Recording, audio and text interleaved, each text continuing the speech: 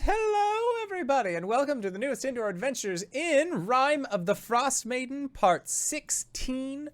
I don't know how to pronounce that word. Wings. Yeah, that one. Welcome to episode 16, Klingon Yell. Today is April 18th, 2021, and you are loved. And that is a very important thing that we like to remind each and every single one of our viewers and listeners at the beginning of each and every single one of these games. If this is your first time joining us, you can go to youtube.com/indooradventures to check up on all the VODs of each of the games that we have played up until this point, including full playthroughs of Tomb of Annihilation, Curse of Strahd, Ghost of Saltmarsh, Waterdeep Dragon Heist, Tyrant Security, as well as many, many more to come. We upload 3 times a week based off of our streaming schedule, which is Mondays and Thursdays at 5:30 p.m. Pacific Standard Time, as well as on Sundays at 7 o'clock Pacific Standard Time.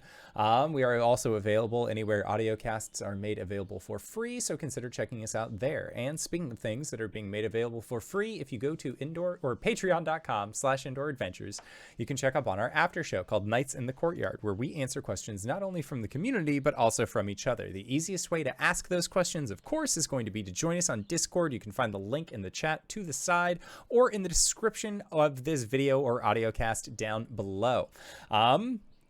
And again, that is for our Patreon-supported after show. But if you already support us on Patreon, you already support us on YouTube and Twitch and all of those other places, and you're trying to think to yourself, where can I go to help support this wonderful show even more? Guess what, buddy? I got your back. Quite literally, in fact, because if you go to indooradventure.redbubble.com, we got t-shirts, we got posters, we got mugs, we got crop tops, throw pillows, shower curtains, aprons, clocks, and most importantly, we also have face masks. That's right. We have Tia masks. We have face masks in many different styles in all 5 of Tiamat's glorious chromatic colors, and the proceeds of those face masks end up going to help support Doctors Without Borders. So if you would like to help support a good cause or help support the show, you can go to indooradventure.redbubble.com. That is indooradventure, no S at the end, .redbubble.com. But that is it for my spiel. So hey, Satan, who you playing today?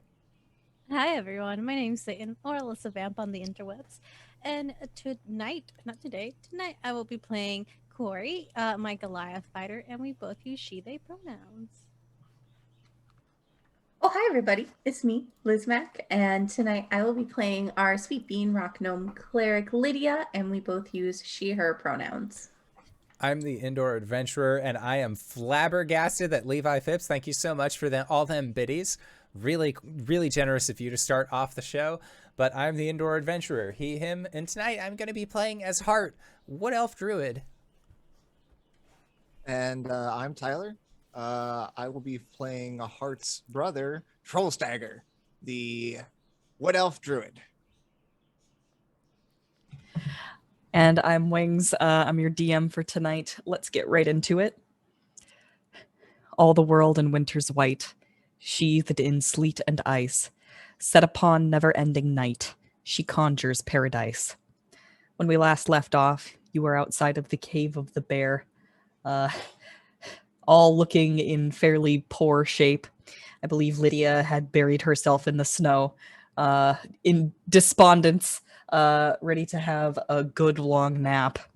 However, your colleague, Nemetra Miskin, the White Dragonborn, who has accompanied you thus far, approaches Lydia, and I want to do slapstick here, where she just like sticks her foot out and then brings it down to pop you out of the snow like a daisy, just like a rake, just from the feet up, just like boing.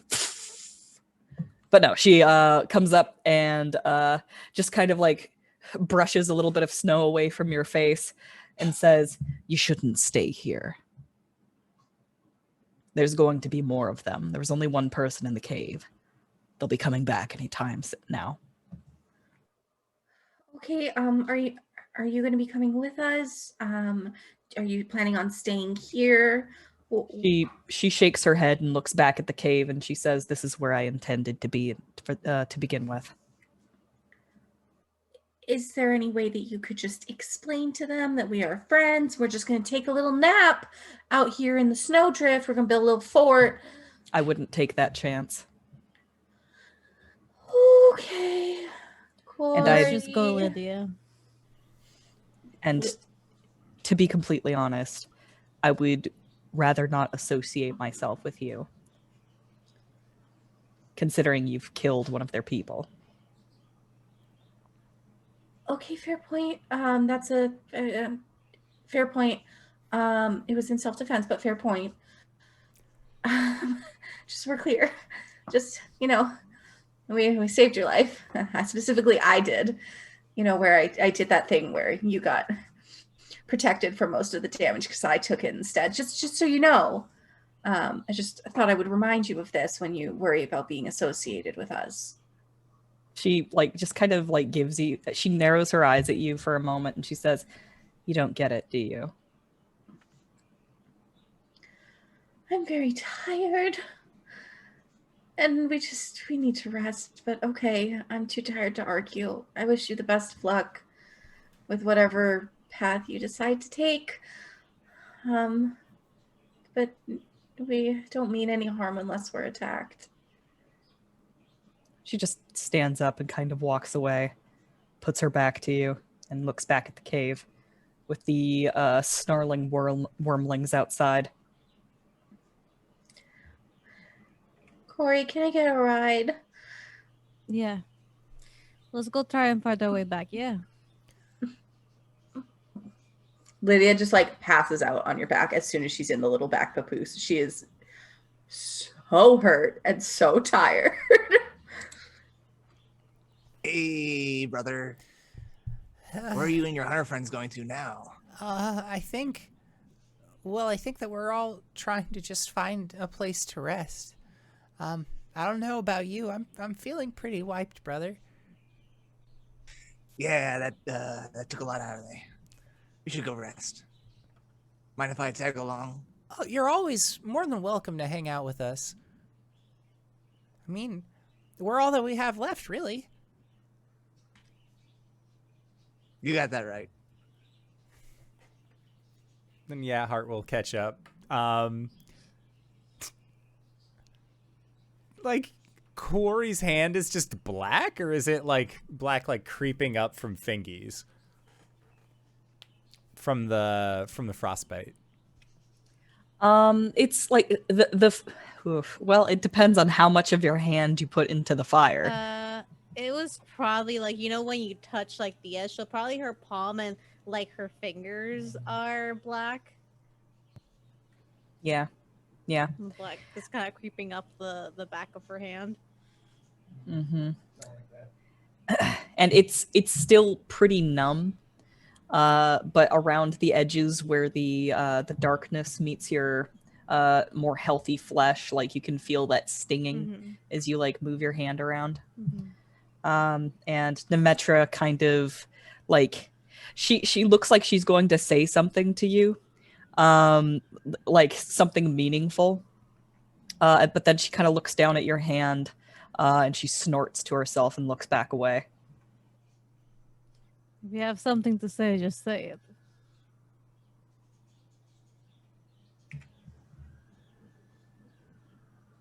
Good luck out there. Good luck in there. If I die, I die. Oral's winter is cruel, and only the strong survive. But that's the point. I'm still alive. For now. Not by her design. She kind of gives you a sidelong look, what the fuck does that mean? She turns around because it's not gonna look cool if she asks you to clarify. Yeah. Kuori says that, puts her hand in her pocket, and then just starts walking away and just says, "Hart, Stat, come on, let's go." Yeah, Hart will definitely just walk after. I think that before they leave, he just says, Nemetra, have a good day. And then he'll tap her back and he'll cast guidance. Then he walks off. She kind of brushes the spot that you touched as though she got a bit of snow on it. and the four of you head off. You kind of pick along the side of this ice canyon as you're walking along. You can see ahead of you that the path is going to begin to snake its way into some mountains. I'd like someone to give me a survival check. Probably Kuori. She's most likely to be familiar with any sort of landscape in Icewind Dale. I have a +5. I rolled a. Wait, what? Thought I rolled a. 19. All right. Pretty good. Oh, Mm. good news. Oh, Oh, Oh. you're freezing uh-oh. up. Am I? There you go. Wait. Oh, you're both freezing up. Is RJ downloading Monster Hunter? Yeah. It is very cold up here. You know, RJ is playing Monster Hunter in the other. Tell him to stop. Am I still freezing? Yeah, A you're little kind of. Yeah. Tell RJ to Alright. stop. It just I can all come back. Yeah. Our kind of been struggling a little. 3 people here. We have so many devices connected right now. But that's fine. The stream looks like it came back on my side. Is it looking better now? Yeah. Okay, cool. So you got a 19 on your survival check. I do believe I started to say the good news. I shouldn't have led with that. It's okay, The wait, I bad didn't hear you. So the bad news is you're fairly certain you're nowhere close to where you were before or where you were going. In fact, you're actually fairly close to the Goliath tribes at the moment. You're in the same sort of mountain range. It would still be a couple of days travel in like the wrong direction to get to them, but you're in that area now. as Cora's walking and she realizes where she is, all you see in her face is just She doesn't make and that noise, but she makes that face. So the bad news is that you're nowhere near where you should be or need to be or were. The other bad news is that the weather is very poor right now, and you're going to have to navigate from like just your recognition of rock formations at this point because there's no real stars in Icewind Dale. It's been really overcast ever since the eternal winter God, began. we're so fucking far away.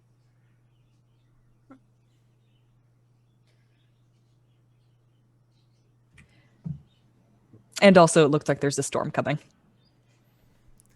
Wait, are we there yet? No, Lydia, we're far, real far. Hart, you know about nature and stuff. Should we bunker down or try to get somewhere else? That would be my recommendation. Or bad news. Oh, good. No rations. They were all on your livestock. The 2 axe beaks and the dogs are nowhere to be seen.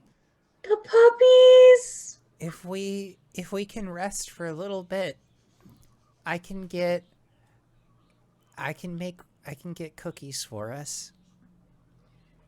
DM, would Kuori know these mountains enough to know if there's maybe a possibility of there being some sort of cave formation or somewhere where they can make a snow cave? Sure. Give me another survival check, and you can look for a place to hunker down. 15. 15's really good. You can. Would you prefer a snow cave or would you prefer like something more sturdy, like a rock cave? Probably a rock cave, just because she knows where she is. Right. It's probably better to be protected with the rock, especially if there's poor weather. I can see that. You're able to get everybody into a rock cave. You're able to start a fire and to make sure that the smoke is diverted out so that you don't have like a carbon monoxide situation where like all of the air is sucked out of the cave and everyone dies in Yeah. their sleep. But yeah, you are able to find a fairly warm, fairly dry place to hunker down. And good thing too, because the wind has really begun to pick up, and it's starting to get cold, and visibility is starting to lower. Yeah, as they start the fire, they'll put Lydia in like they'll sit in front of the fire and put Lydia in their lap, kind of with some blankets, and ask if Hart or Stag need any extra warmth. 'Cause they would offer their jacket because they don't need it. I want to say Stag has some like nice, big, heavy jacket that he got off of someone at some point. He's just huddled all up. No, I'm fine. Hart, are you okay? Yeah, Hart has his Acquisitions Incorporated blanket that he Oh, bought I a while forgot ago. about Yeah, that, like yeah. he's also like bundled up. Yeah, I mean he and Stag can both create bonfires, so just having a source of heat really isn't an issue for the two of them.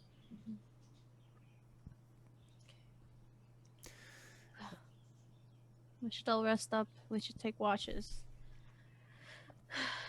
It seems like the storm might last a bit, but we'll see. Well, Stag and I don't need to sleep for as long as you do, so we can go first. All right. I can take a watch once I've rested as well. I just wouldn't be much help before I rest. You. How long can you watch for, Hart and Stag? As long You guys- as it's necessary. If you need us to. You'll only need to sleep for 4 hours, right? Mm-hmm.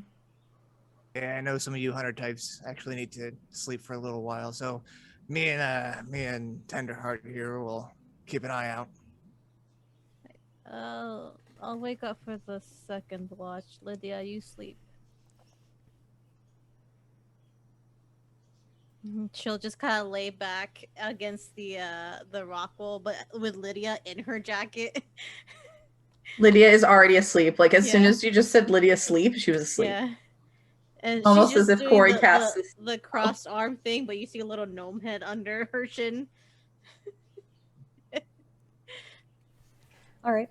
Are there any conversations or anything that we should resolve before we start taking watch checks? I think Hart would probably ask Stag, what are you gonna be doing after this? Because I've been it's time that winter ended. We need spring and summer and all of those other places again. Yeah, you've got that right. So Kuori and Lydia have been really helpful, and I think that if I keep going with them, that I can fix things. I don't know how, but I think I can. Well, I'm working on my own way to get things done, but I never like to stay with one group of hunters for too long. But if you want to, I mean, just make sure you come and catch up with me sometime. That was... You know I will. If everything that you said is true about the Glen burning down and there being no one else, then it's really just us. And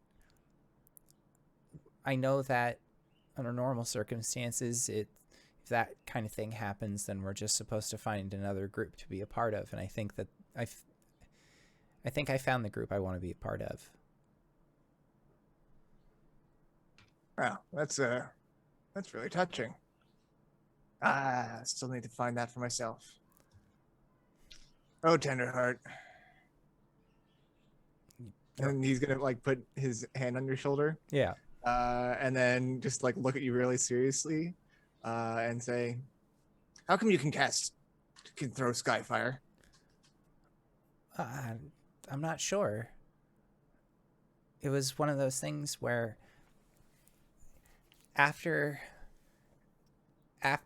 we got separated, I just got the urge to like put my fingers in that black water and then put it on paper.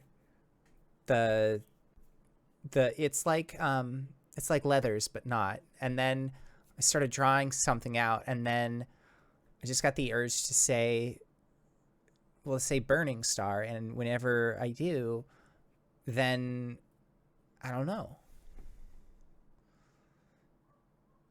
He's like kind of trying to process all this information. He's not a very smart man. But I do think he isn't going to mention the fact that he knows that the source of the fire in the forest came from the sky. I think you told him that last week. Oh, did I actually tell him that? Okay. Well, he doesn't want to upset you anymore and be like, hey, it's your fault that everyone's dead. Because that's what he thinks right now. Hart is processing it internally, but it's there. He's too tired to process right now. It'll hit him later. That sounds great. It sounds like repressed. A really healthy way of dealing with things. I'm bury all those feelings deep down, and one day I'll die. What about you? I didn't expect to ever see you again, and I certainly didn't expect to ever see you looking like this.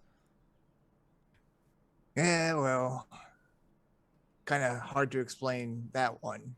Don't really understand it myself. No, I understand that part completely. I'm doing something for somebody, and what I learned is that sometimes when you do stuff for people, they give you stuff in return. Oh, yeah. I helped out this lady Danica, and then as thanks she gave me a lantern, and that was really neat. And then we helped out some people in a town, and then they gave me one of these, and he'll hold out the 500 GP gem that Lydia gave him. They give us stuff all the time, and all we have to do is just show up and ask, do you need help with anything? They say yes. Have you ever had a cookie before? What's that? And Hart's eyes just get real big, and he'll pull out a good cookie and hand it over. One of the last ones he has. Tentatively chomp on it, and just his eyes somehow get even wider. That is the best thing I've ever had. They just give them away. Or you just ask. You have to ask for cookies or pie or a thing called a macchiato. I don't know what that means, but those are also really sweet and warm. Macchiato. And Hart just the most affirmative nod, yes. This is the word you must memorize. Not Skyfire, not Burning Star. Nope. Macchiato.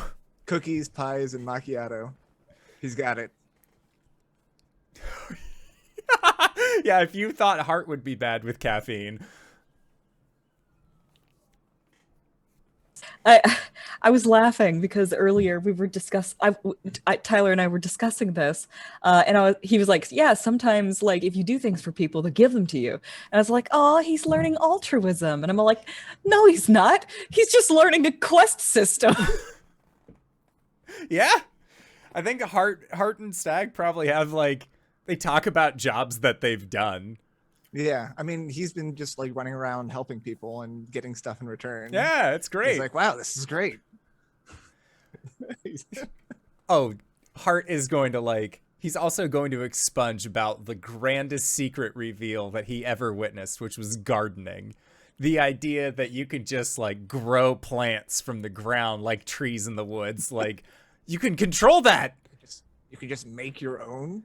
You just have to make sure that you have a plot of dirt and then one of the forest friends to hang out there. And then you start putting the seeds in the ground, but like it's at specific sets. And then because you don't want them too close because otherwise they might choke each other out. But then if you just leave it there and make sure that it gets water, eventually it'll grow. Why did we never do this before? Can't you just find where that has already happened? That's what instead of I just thought. doing it yourself? But okay, so like think about this though. If we had that and then we put berries there, we would always know where the berries were. We wouldn't have to find them. They would just be right there. You could always find berries. You could always find the berries right where you're supposed to find them. None of this like having to worry about wolves chasing you or like going a distance. You could just have them be there. It's insane. It's incredible. It's crazy. The people here know so much. I want to say, Kuori, you can hear this conversation occurring. I feel like it's not like she's resting, but it's not like a full sleep because of everything that's happened. She like opens an eye and then they're like, what the fuck? Are the brothers are the first ones on watch? Yeah, I feel All like right, they're go ahead and they're probably go ahead and I was gonna say they're probably speaking Sylvan to each other instead of common. Like it's more Yeah. comfortable. So like you probably just hear us like chattering back and forth, but like I have You no hear them spell chattering slot, so back I and can't do forth. comprehend languages. they say something that makes them very excited, and then like cookie crumbs go everywhere while Troll Stagger just like devours I was one. gonna say, like, I don't think that there's a Sylvan word for macchiato, so it's probably like Sylvan, Sylvan, Sylvan, macchiato, Sylvan, Sylvan, Sylvan. Oh, I love- think he's like, oh no, they discovered coffee. Excellent. But- Wonderful. How many berries or good cookies does Hart have on him? He has 4 left, and he will gladly give you all of them. Okay. Because he's gonna give you just like puppy dog eyes. Like, can I have some more Yeah. cookies? They're super filling. Like, one good Oh, yeah. cookie is like a day's worth of rations. But it's a sugar rush, man. Oh, He's high on your supply. The first cookie's free. Yeah. All right. All right. Perception checks. Perception, Yeah, survival. Perception checks, Okay. please.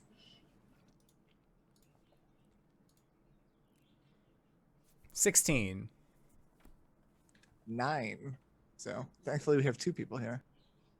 Distracted by them good cookies. So 16's pretty good. I think that the two of you are having a good time catching up on what the other has been up to. And at some point, Hart's ears kind of like prick a little bit and like turn towards the entrance of the cave. Over the howling of the wind, you can hear distant barking.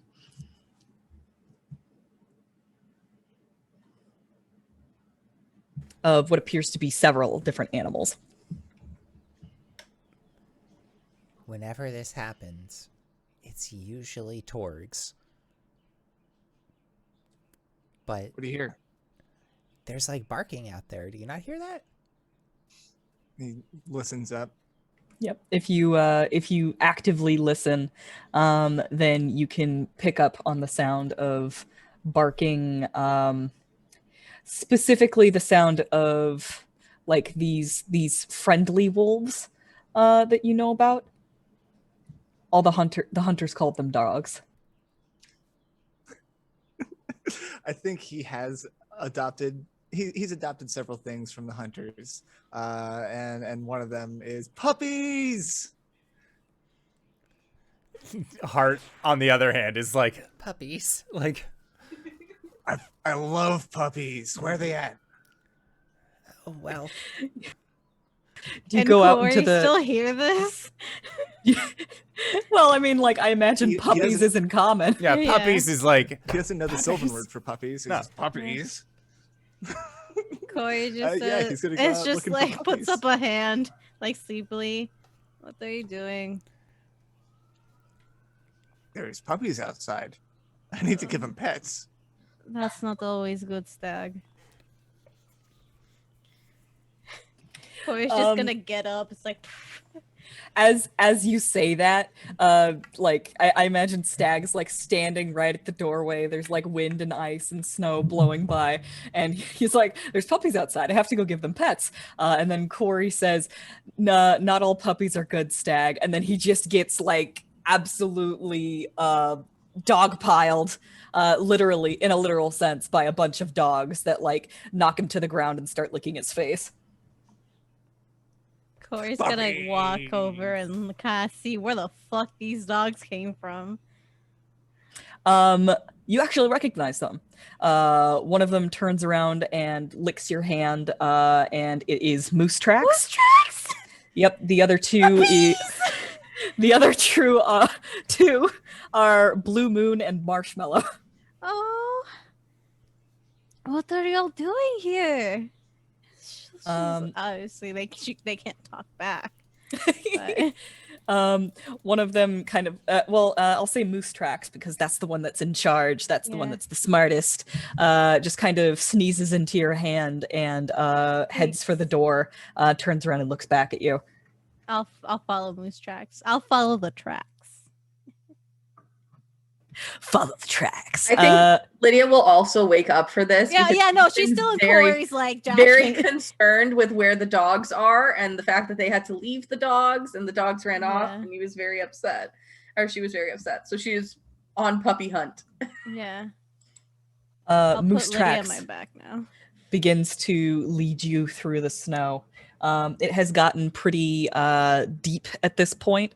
So Moose Tracks is kind of like up to their chest, just like having to like, step like really high in order to get through the snow. And will like romp, turn around, look back at you, and then romp. And you can just barely see ahead of them. Basically, they seem to be navigating by their nose more than anything else. And before long, like you probably follow them about 10 minutes through the snow. I assume everybody is trailing along as well. Yeah. Yeah. Puppies. Yeah. Marshmallow and Blue Moon kind of hop around Troll Stagger and will like play with him and knock him over several times into the snow and roughhouse with him. But as you guys are moving along, eventually you come to a point where it's like watching a ship come out of the fog. The blowing ice and snow are really bad for visibility, but eventually you see a distant kind of orange spot about 10 feet up in the air.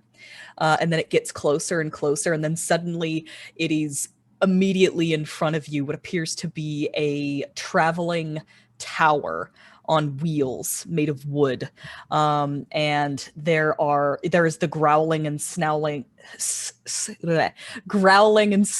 of polar bears pulling what appears to be an enormous battle wagon through the blizzard, and you hear a ruckus from within as it sounds like the goblins inside have spotted you.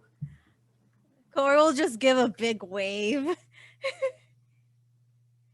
You see Click clack. You see the hatch kind of pop open at the top, and like there's a gray-skinned goblin with goggles on, pokes his head out, turns around and starts saying something to the other goblins within the tower, and goes, and you hear a response, and then, "Oh, hold the phone! We know those guys." Hey! What the fuck is a phone? Nobody here would know what a phone is. Hold the sending stone. I know those guys.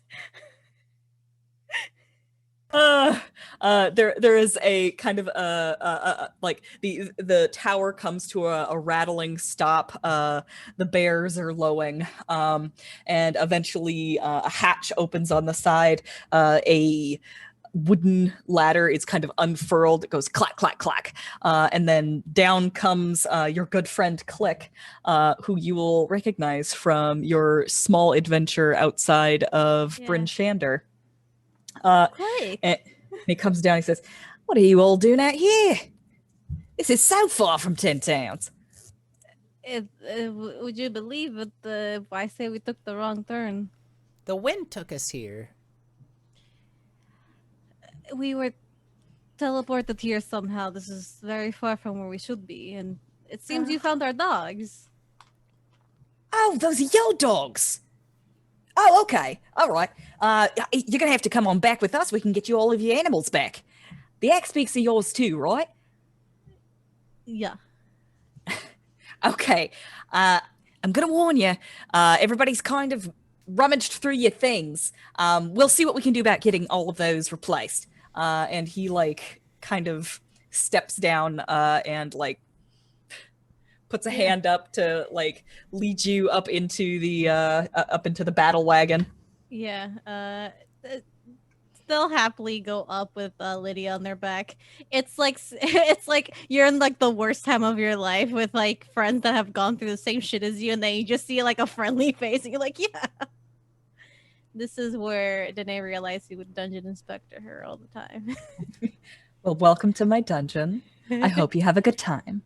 But yeah, she'll go up.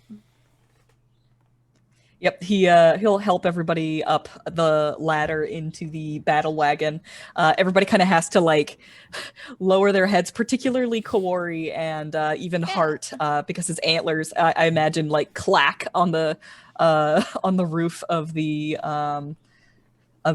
entrance as he's getting in there, and everybody kind of has to hunch a little bit. And meanwhile, you are just surrounded by goblins. The interior of this thing is in, like 100% built for goblins. Any kind of ceiling is low hanging because anybody intended to ride in this thing should be a lot shorter than you are. And it's intended for people who are very nimble and able to just sort of like crawl around on the inside. Every surface kind of has footholds and such. And meanwhile, there's just like a flurry of activity as there are numerous goblins just crawling around on the inside of this thing and like opening up hatches and peeking out and then like turning around and giving orders to each other. And it really is just a flurry of activity inside here at all moments. Lydia will probably hop off of Kuori's back and like feel really at home, just like with size wise. Yeah. She's find a comfier spot because the backpack sits higher up on Kuori. Yeah. Oh, Lydia, down. these are some friends we met along the way with the other. I was gonna Yeah. say that This is Click. Friendly. This is Clack. This is and then she'll kind of go through the names. I personally can't remember them. Oh, and I imagine that Kuori would. It's Click, Clack, Rags, Teddert, Kloof, Desmex, Frill, and Getz. And what was the leader? What was her name? Her name is Isabai, but she is Isabai. pointedly absent. Mm-hmm. Lydia will introduce herself to each one and just like take the time to sort of, even if they're like busy, she'll wait a moment. She'll just go, hi, I'm Lydia. For sure. feeling Click much and better. Clack are physically like identical, but only Click is fluent in common, and Clack knows maybe like one or two words in common. So like you'll go to talk to him and he will sit there and like watch you for a long time before like he just points at himself and goes, Clack. How are y'all doing? Where's Isabai? Oh, well, she's back at Karkolohk. Karkolohk. Yeah, I kind of got a little bit of a promotion. Oh, you're the new leader now. He nods, clearly very proud of himself. Congratulations, well, Click. Technically, I'd say Isabai got the promotion, and I was best suited to fill her position. So You both got promotions. Exactly. We all got promotions, and then we didn't get anybody to replace the person that was at the bottom of the pile here. So we all kind of have to do at least like 10% more work. It's better than doing 50% of the work, yeah. Yeah, this is true. Yeah. Yep. And then he like turns around, he barks something in Goblin, and you can feel the battle wagon begin to move again. Outside, you can hear the dogs barking and running around out excitedly in the Yeah. snow. Would it be too much of us to ask if you could maybe help us get back to where we were? We can get you suited up at least. Getting your dogs back and everything is Well- gonna significantly improve your miles per hour. You know. Yeah, if we could at least get our stuff and our dogs and axe beak backs, that would be great. Mm-hmm. And I have to apologize. You all look like shit. Like We all feel like shit is fine. I am so tired. Do you mind Yeah, if we're we gonna just have to- kinda- yeah, just we're gonna have to rest? get you suited up. We're gonna get you next to a nice warm fire. We'll put some soup in your hands, like in a bowl in your hands, not just into your hands. Just pour some soup in my hand. Yeah, no, it's We used to have to That do would that warm us up actually. We really didn't used to quickly. have bowls. yeah, it's happened. That was a dark time for us, but you know, we're really living the high life now. We all got bowls. Do you have All their bowls have like their names inscribed on. Do they have Oh. each have their own bowls? They do now. Yes, they do. That would be we'd be very grateful, Click, and we'd be in your debt. And he says, "Yeah, well, you're the people who've been the most nice to us so far." Oh, You're very kind. Thank you so much for all your help. It's been a long journey. I know gold doesn't do much for scavengers like yourself, but would you accept payments? You could trade in other towns. Well, maybe we can talk about that later. Actually, Isabel's got something cooking right now. She's thinking about. She got a taste for trading. You see, back when you last visited us, and she wants to kind of expand the operation, but we're getting some pushback from our chief. DM, quick question. Did we complete a long rest or no?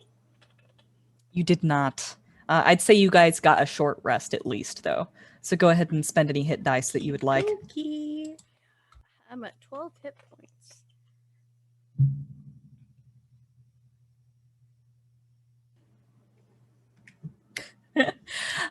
You travel through the snow and the wind, and there is a loud creaking and grinding of this battle wagon, and the yips and screeches of the goblins about you.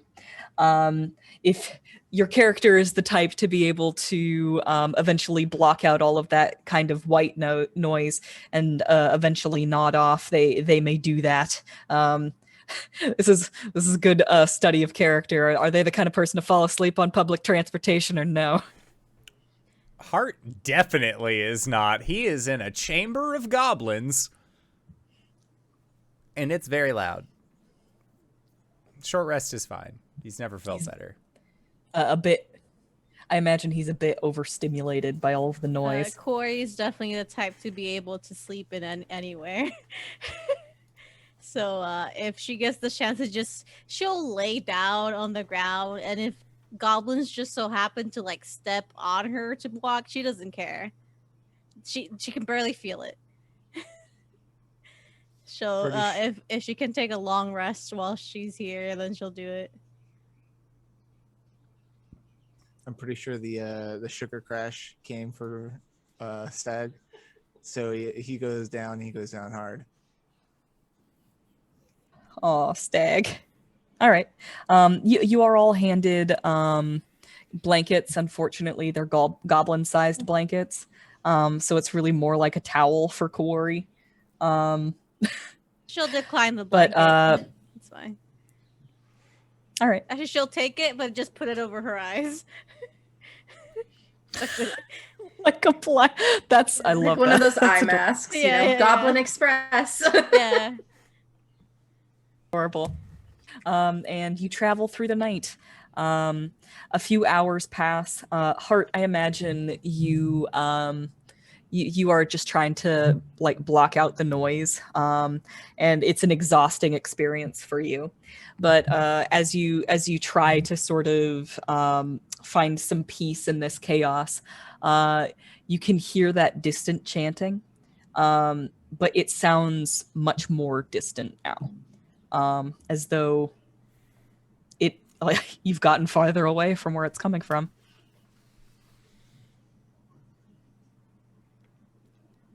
I think. God. I think Hart would. Does he have like a sense, like a direction based off it? Like or is just like, does he know that the way that they are going currently is not the direction? Or does he have I feel like I need like a 5.1 stereo surround sound in his dome of where the chanting's coming from that he can use as like a needle I feel point? like that's something that Hart would be familiar with trying, like, you know, the like flicking the ears this way and that to try and like sort of decide which direction something is coming from. Yeah. I think I need a check to do it though, because this is such a supernatural experience. What am I rolling for? Perception, Arcana. Perception it is. Oh boy, that's a 10. A 10.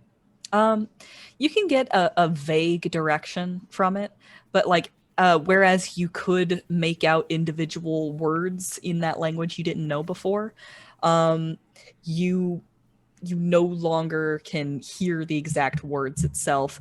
And when I say that, like, you can hear it, it's always inside your mind. Like it never actually touches your ears. When it hits you, like, it's like you close your eyes and it's like somebody is making or like slapping the water. You're like standing in a lake and someone's slapping the water next to you and you're feeling the ripples wash past you. That's what it's like. Gotcha. But we're heading towards the coastline currently. Yeah. Okay. And it is roughly in that direction. Hart will see if... Wait, so we're going towards the sound? Or no, because I'm just getting hit with waves, so it's hard to tell. But... You are heading roughly in the direction of what you determined to be the source. Okay. But like in kind of a tangential way. Gotcha. Okay. Ah, still better than nothing. Yeah, Hart is just gonna like make a mental note. It's a secret tool that we'll remember for later. All right. I'll say that Stag can get a long rest, and Kuori can get a long rest. If Lydia sleeps, she can get a long rest. But it sounds like Hart is going to just suffer for a bit longer. Make sure you've had your short rest. Oh, I did. I get my wild shapes back, and I also am at full health because I rolled really, really well on hit die. Like, I'm good on a shorty. The hours pass, and eventually the wind outside becomes less severe. There's no more whistling and creaking inside of the battle wagon, and even the goblins seem to calm down a little bit. Instead of being all hands on deck, as it were, trying to keep this whole thing, this tub afloat, it seems like about half of them will bed down in hammocks, just sort of along the interior, that they will like pull up and like hook into place, and the rest of them will like settle into keeping watch and just keeping the polar bears moving at a steady pace. During this downtime, once Lydia wakes up, she's going to go around and make sure to each individual goblin, be like, oh, like, are you feeling okay? Do you have any ailments? Anything that I can help with? You know, I'm a healer. And just make sure that everyone is like shipshape since they've been working so hard. Sure thing. Lydia, I do have to say that something has been kind of nagging at the back of your mind about the place that they said that you are going. They kind of pronounce it with a heavy goblin accent, and you suddenly realize that like you've never heard this word said by a goblin before, and that's why you didn't recognize it. But there comes a moment where you reach sort of an epiphany as to why that sounds so familiar to you. And it's because it's not a goblin word, it's a gnomish word. And it means home. Oh. And right about that time, I'll say that Click will hop down next to Kuori and give her kind of a gentle tap and say, "We're here." We're home. Thank you so much. Is there anything you need to help carrying down from the tower or? Oh no, we should have all of that handled. But if you'd like to watch the approach, I've got a nice view right here. And he just sort of like beats against the wall with a fist. I love Click so much. And a hatch will like flip open, and you guys can see through the window as you approach that you are actually like crawling along the side of a canyon that is just barely wide enough to contain the wagon. You can look, if you look down, which I recommend against, you can see like little pebbles like falling off of the path and falling down a long way. However, at the end of this path, you can see that there are these several very tall and ominous-looking spires. You can see squat little watchtowers at the foot of it, and very advanced-looking palisades built around what it appears to be a very ramshackle goblin town, which is built around these spires. Meanwhile, you can also see that there are spikes in the ground on the road leading up with banners kind of flittering off of them, and the skulls of humanoids that are impaled on them to ward off invaders. As you do. Yes, you do. I like the palace day. And it looks ominous. It looks like it's barely holding itself together in this canyon. But Click has this dreamy look on his face as he smiles at it, and he says, "Home sweet home." It's definitely got the look. I like it. And once again, it feels a little bit early, but it feels like the right moment to take a break. So why don't we go for a break? Hell yeah. Yay. So we are going to go into our break for the evening. We're going to try and be back in 5 to 10 minutes. So don't go no place unless it's to grab a food, grab a drink, grab a friend, or possibly go to indooradventure.redbubble.com. Pick yourself up something nice. And we'll see you guys shortly. All right, everybody. See you soon. And hello, everybody. We have returned. The goblins are leading us home. Wings, take us away. Welcome to Karkolohk, which we have already established via Lydia and her internal thoughts, which those of which I dictate. Karkolohk means home in Gnomish. Curious. As you approach, you can see that there are about 20-foot high watchtowers with several more gray to white to blue to turquoise skinned goblins that are keeping a good eye on you.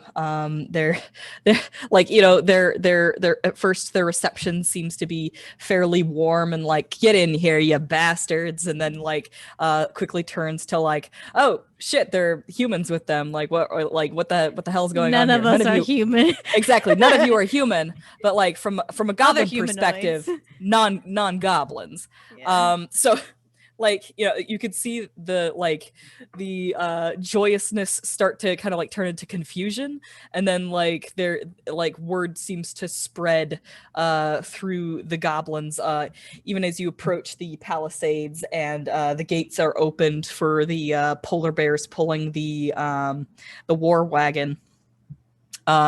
You can see that there are more goblins up on the walls of the palisade, sort of looking down quizzically at you, staring in a way that might be considered rude in some societies, but evidently here it's 100% just a thing that people do, or at least it's a thing that people do to you. It's okay. Looking around, you can see that most of the buildings are clinging haphazardly onto these 3 spires that are poking up into the sky. These spires are quite tall.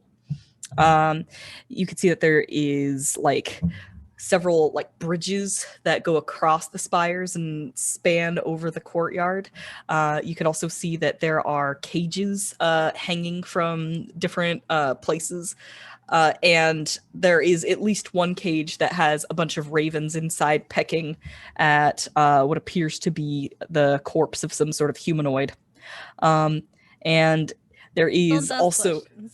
Yeah, don't ask questions, it's fine. And there is also another bridge that appears to have, the middle of it has just completely fallen out. But you are pulled inside and then taken over to a place where there are more cages that are kind of shoved up against the canyon wall. And inside you can see there are your axe beaks, and outside of the cages, just sort of playing and rolling around in the snow, are the rest of your dogs. The dogs are playing with each other, and then every now and then a goblin will come up to them and kind of interact with them in some way, maybe throw them some food or throw them a stick, and then they'll come and they'll play fetch with the goblins every now and then. But they are fairly large compared to the goblins, and the goblins appear to be a bit skittish around the dogs. They don't know how dogs work, and they're trying to learn. Quick question, DM. Would other than the name being a gnomish word for home, would Lydia know anything through her gnomish history about this place? Or just that it's a gnomish word? Give me a history check. I can do that. Laura Bailey, don't fail me now. Well, that's not ideal.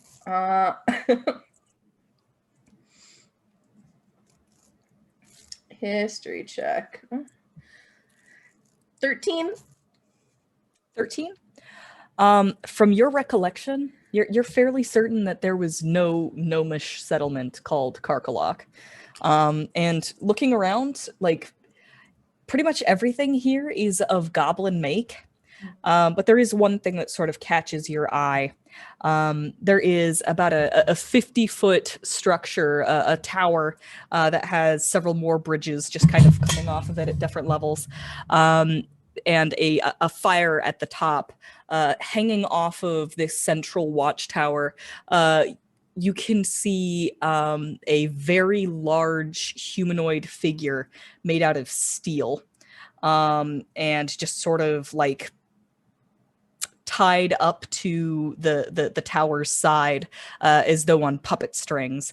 It appears to be some sort of construct. It seems inactive. Is it a figure that I recognize? Is it modeled after someone, or is it just a construct? Nope. It's a construct of some sort. Yeah, it doesn't look gnomish in nature. Mm-hmm. It's actually, its construction is very alien to you. Noted. And that being said, the construct itself looks very old. It's dented in several places. There's rust and ice kind of hanging off of it. But all of the wooden structures around you look very fresh, very new. Are we still on the tower? Sure. The tower has come to a stop. The ladders have been dropped, and the goblins are hopping off and getting everything stowed and starting to take all of the cargo out. I feel like Kuori might hop down, because I feel like if she climbs down, she's gonna take the tower with her. She's just gonna hop down. And are the dogs nearby? Yep, the dogs all run up to you and bark Yeah. and She'll lick like your pick hands. one up and just Yeah. like, "Ah." Yep. Dumb and happy the dogs are to see you. There you are, fish food. Fish food, yes.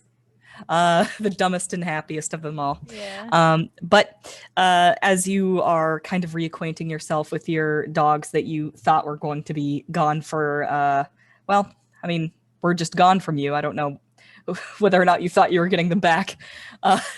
I did go through the trouble of naming them all. That is true. While you are reacquainting yourself with your dogs, you can hear heavy footsteps approaching, somewhat similar to those of the polar bears. But these steps are, while they are as large as the polar bears, they are less lumbering and a little bit more deliberate. You look up to see a creature with a very keen look in its eye. It's down on all four legs. It looks like a cross between a hyena and a bear. And it's got this very tall hump of its shoulders, and on its back there is a fairly prodigious goblin who is giving you kind of an appraising look, though not quite so appraising as the look that you're getting from the creature. It sort of walks up to you, like circles around you a little bit, sniffing at your feet. Your dogs kind of like shy away from it and like stay behind you whenever it's walking towards you. They'll extend a hand for them to smell it. The non-frostbitten hand. Yeah. It gives you a sniff, and then you see it turn and look at the goblin on its back and actually speak to the goblin in their language and say something to the goblin, who sort of nods. And then that goblin turns and looks at, he like flags down Click, and Click walks up and he's like, "Oh, Snoop Snook? Snort? Good to see you again. Kuori, these are the sheriffs of Karkolohk." Should I bow or? And no, that won't be necessary. Okay. And like like Snoopsuk says something else to him. Is Snoopsuk the creature? Snoopsuk is the name of the goblin on his back. Snort, Snort is the name of the creature. Okay. Which you might recognize as a warg. Oh. Okay. I need to look up what wargs look like again. They're like wolves, but more dire. Kind of. They like as they are introduced, Snubsuk just gives like a solemn nod, and Snort smiles, and it looks like he has way too many teeth. I love it. And you see Click go over to Snubsuk and say, No, we didn't get a pass of permission. Yabnok does not know that they're here yet, but they're not planning on staying for long. And I was planning on just telling him right now. I just got in. What do you want from me? I just got here. Can I? I will look to Click so they don't think I'm like messing something. It's like, is it alright if I cast a spell to comprehend the conversation around?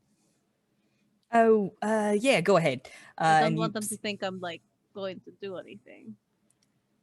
Yeah, that should be fine. Okay. I'll cover for you. Comprehend languages. Yep. What does it look like when Kuori casts comprehend languages? LB, thank you for the raid. Thanks, LB. Hi. Welcome, Raiders.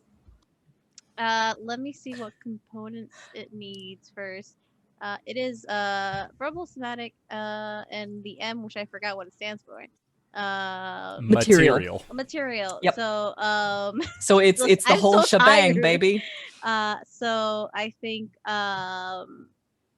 she'll take it's a pouch of like sweet and salt that she has mixed together, and then they'll take a pinch of it, and they'll say it's an incantation, but each word is in a different language, and they'll like dip their thumb in the sweet and salt, and then just do a trail like from their lip down to their throat and across their head. Mm-hmm. Cool. So yeah. Yep. But it And blows a little and like leaves, yeah.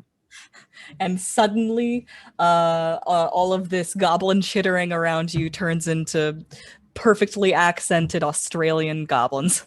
You're welcome. Did I? Okay. She'll ask Click if they understand common. Or if they just don't speak it. They're working on it. Isabella has actually started some classes, the night classes. And not everybody's going to them, but she thinks it's a good idea for all of us to learn common. So, if we can do all of that trading with all of the people of Tin Towns and such. I mean, it'd work with us, so.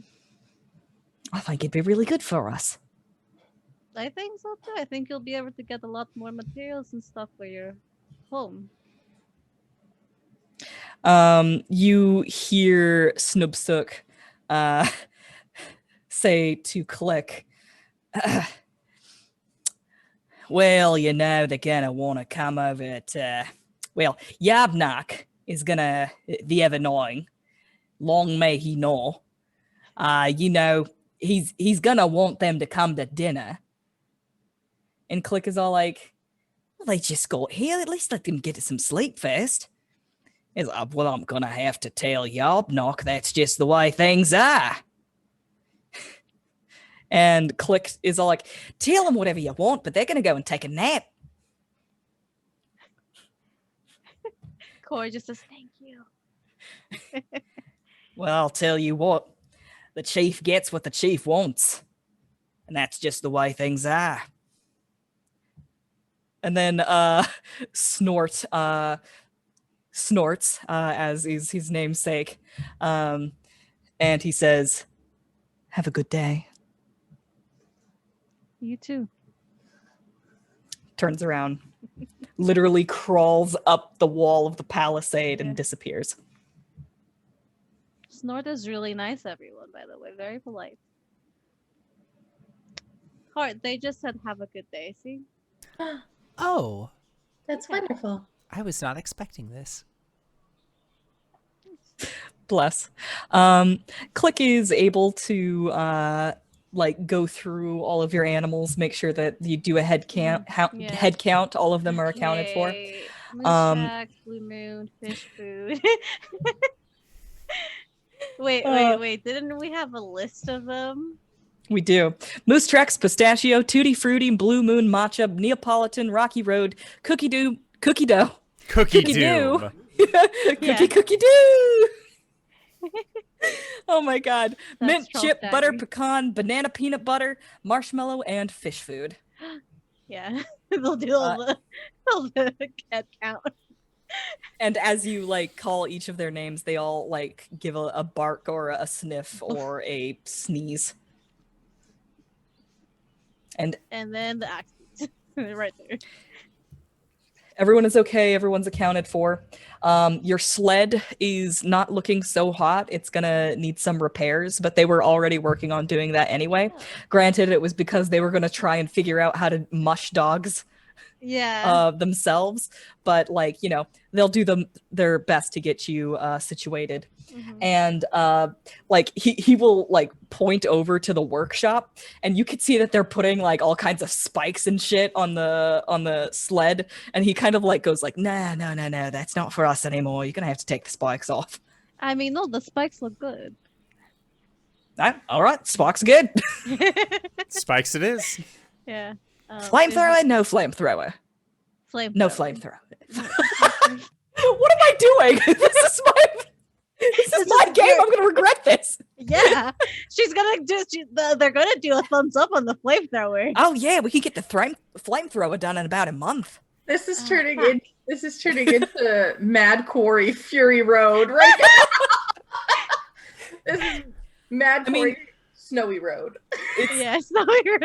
It's funny you should mention that because like these goblins seem to have that kind of That vibe sort of going vibe, on. yeah. Yeah, there's Instead a of- lot of Snow.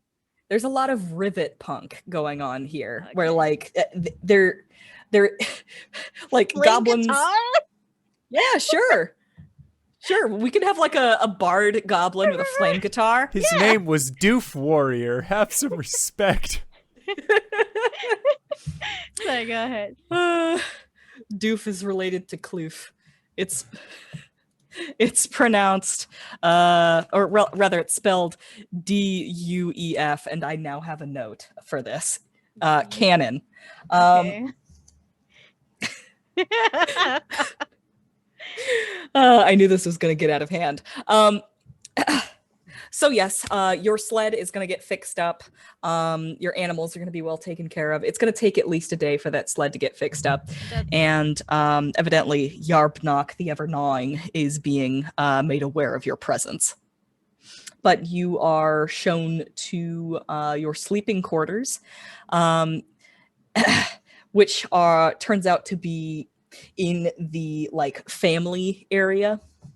There are a bunch. There's a circle of spires with these goblin huts kind of haphazardly clinging to the sides of them, and there are these just rope ladders that are swinging in the wind that hang off of them. There seems to be a spare one that they offer to you, and fucking Click just stands next to this precarious rope ladder as though there's nothing strange about it, and he says, "All right, this is your room." Click. Yeah. You know how I am tall, right? Mhm. Yeah. I also weigh a lot. I don't Oh, know I if your see. rope ladder will.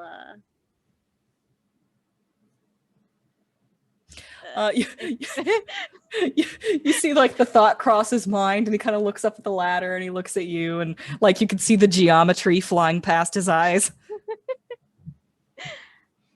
You know what? That's fine. Everybody can go up first, and then I'll go up last, just in case. All right. He sits there as though you could see him trying to like work out the Pythagorean theorem in his head. Yeah. Fun fact: goblins are actually really good at math. Yeah. He's calculating all of the physics of this. Mm-hmm. Lydia will happily be the first one to climb up the rope ladder and go into the room, and it's very, you know, Lydia sized. So for once, she's like got a little extra pep in her step, and she's just like, you know, rubbing the back of her neck. She's so used to having to look up. That she doesn't have to here. And it is harrowing, I'm not gonna lie.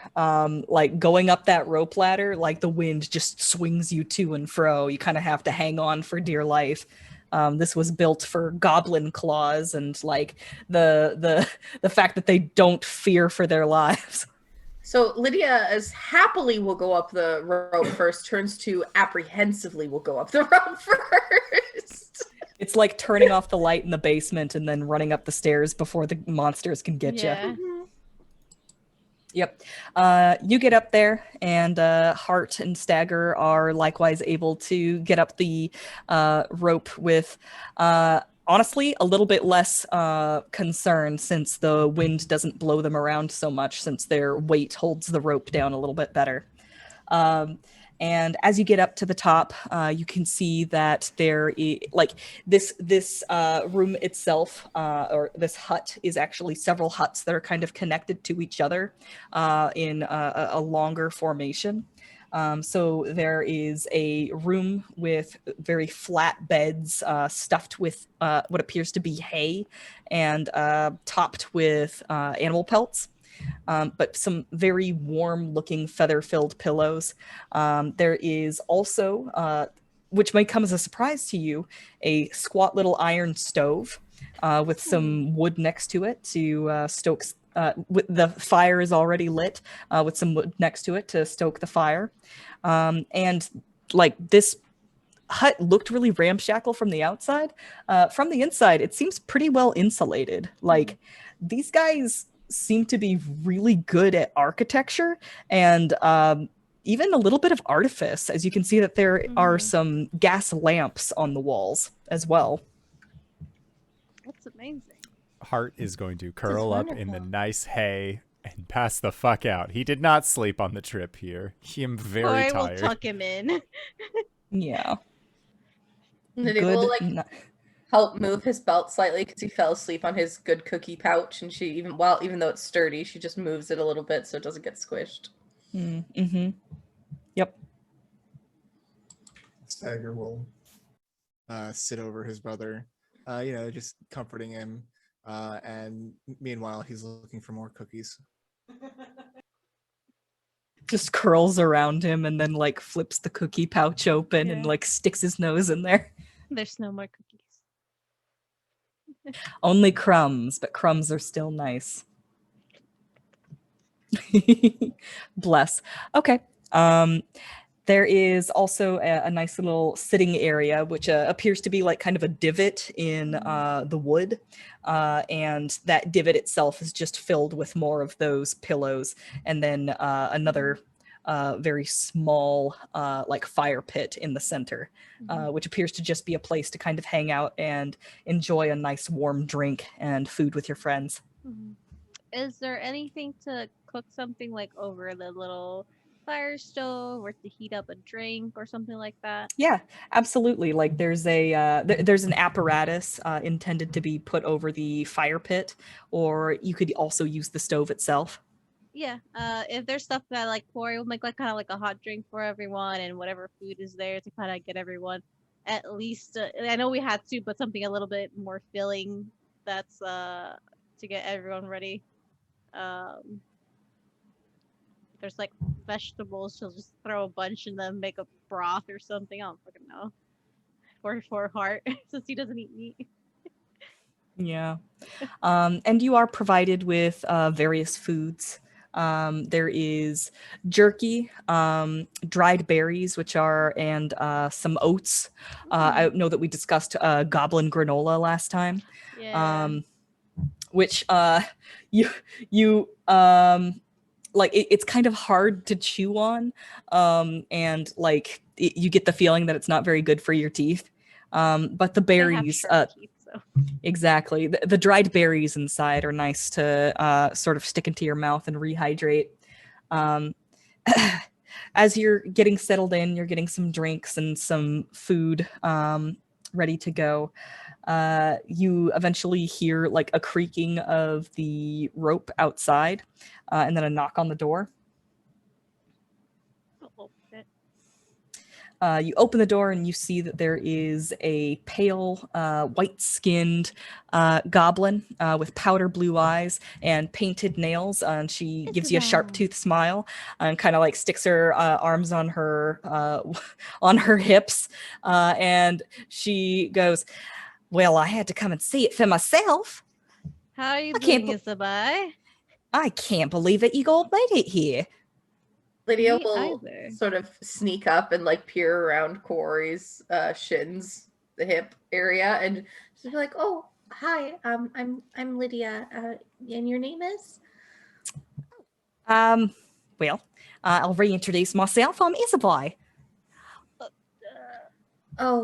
She might have forgotten a bit. We've been through a lot. Yeah, sorry. Well, okay. And she like kind of like introduce, or rather like she walks in, doesn't wait to be invited in. It seems to be that this is normal for goblins. And she will flop down into the pillow pit, and she'll reach over and grab a root vegetable out of a little fruit bowl that you guys have. It's like a beet or something like that, and she just kind of like crunches into it. And she says, "So how long are you guys planning on staying?" Just a day or so. We heard you had our dogs and sled, and well, we have some important business we need to attend to far away from here? She nods and she like reaches into her bag and pulls out what appears to be a clipboard. And she kind of hands it to you and she says, "Yeah, this is the record that we had of all of your belongings. Let me know if everything's on there. This is what we're referencing to reload your sled." Oh, you keep very good paperwork. She'll kind of read it over. Well, you got to be really good at paperwork when resources are scarce as they are. Mm-hmm. I heard you were thinking about starting trade. Trying to. But Yabnock has really been dragging his heels on it. Well, you all have done a lot for us. If you ever need an introduction to any of the 10 towns, I am from Lonelywood. And so is Lydia. No, Lydia's from south or next to Lonelywood. She like nods as you're speaking and reaches into a scroll case likewise on her hip. And she pulls out what appears to be a very and like unfurls what appears to be a very official form. It's a letter to the speaker of Bryn Shander, and it's basically a very eloquently worded like proposal for peace and trade between like Karkolohk and Bryn Shander. Mm-hmm. And she says, "We've got the infrastructure for it. You've seen the war wagons." I've seen them. Quite great. We stayed in Bryn Shander before, but it wasn't like where we really stayed and where they did the whole hag thing was East Haven, correct? Yes, that was the Okay. East Haven. East Haven was the whole hag situation. Yeah. Bryn Shander is where Goose was murdered. Ooh, okay. Well, I don't know about Bryn Shander, but I could definitely speak in Lonelywood, and we might have some pull over in East Haven. Okay. I can see a lot of good trade being there with the Eastway and all that. Mhm.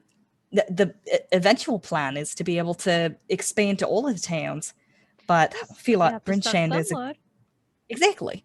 I was thinking Bryn Shander would be as good a place to start with any, but if you've got a good word in with East Haven, I can do a little bit of editing.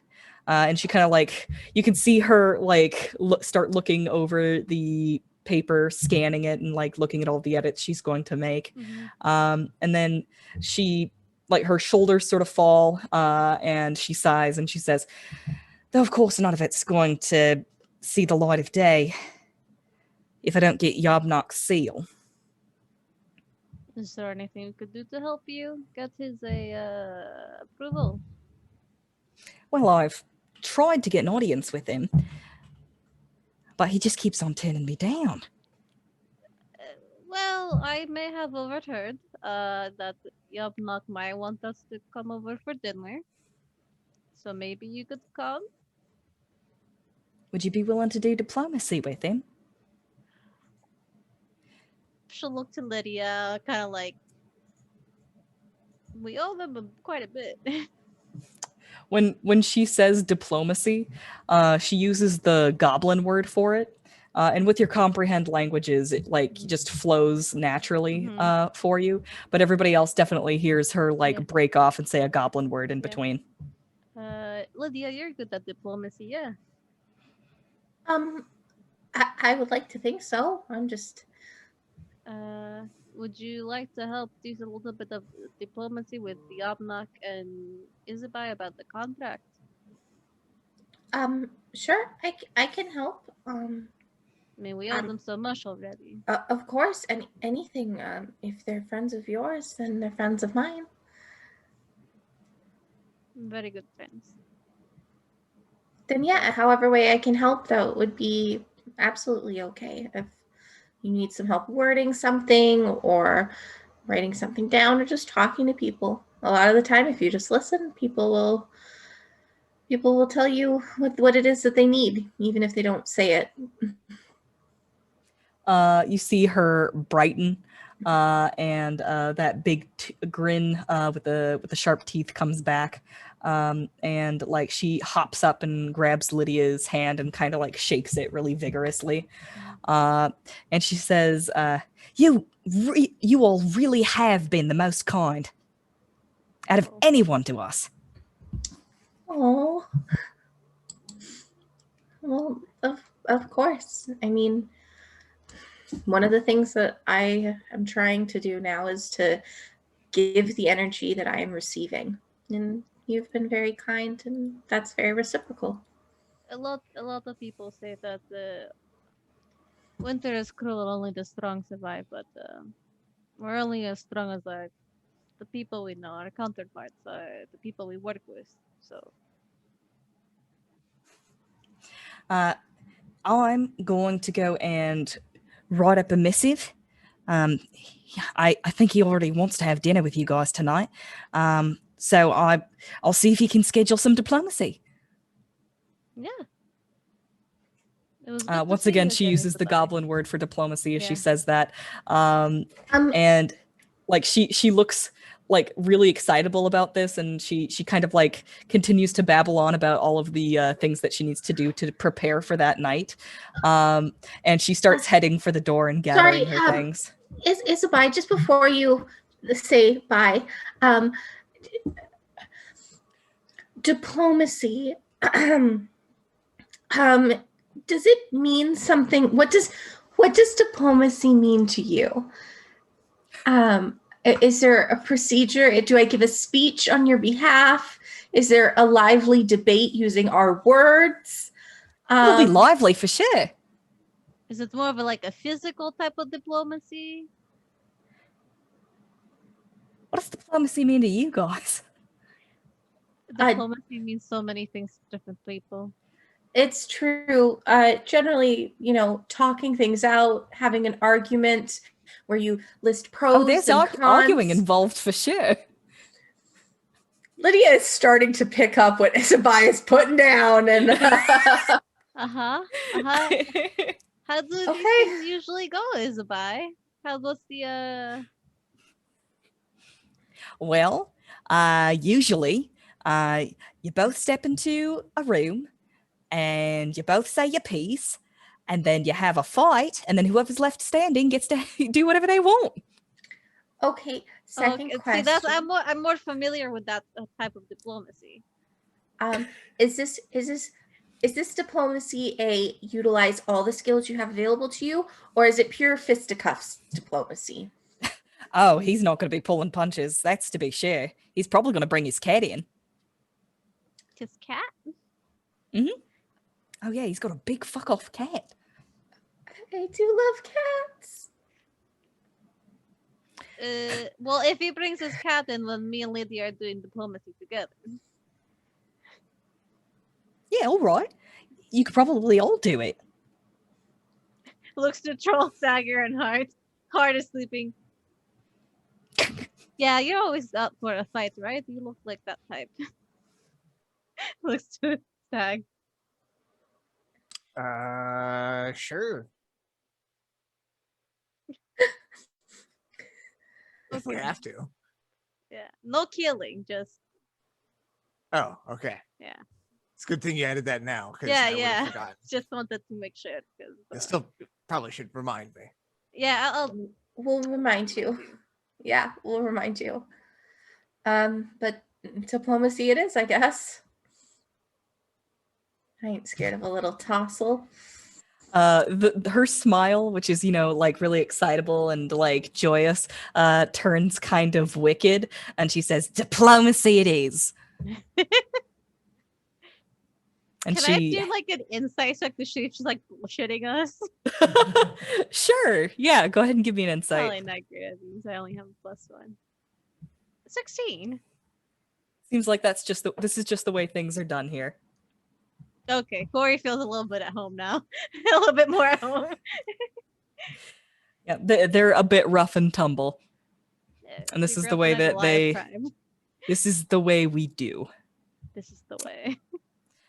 She will hop down that rope ladder in a way that feels much more haphazard than she probably should be.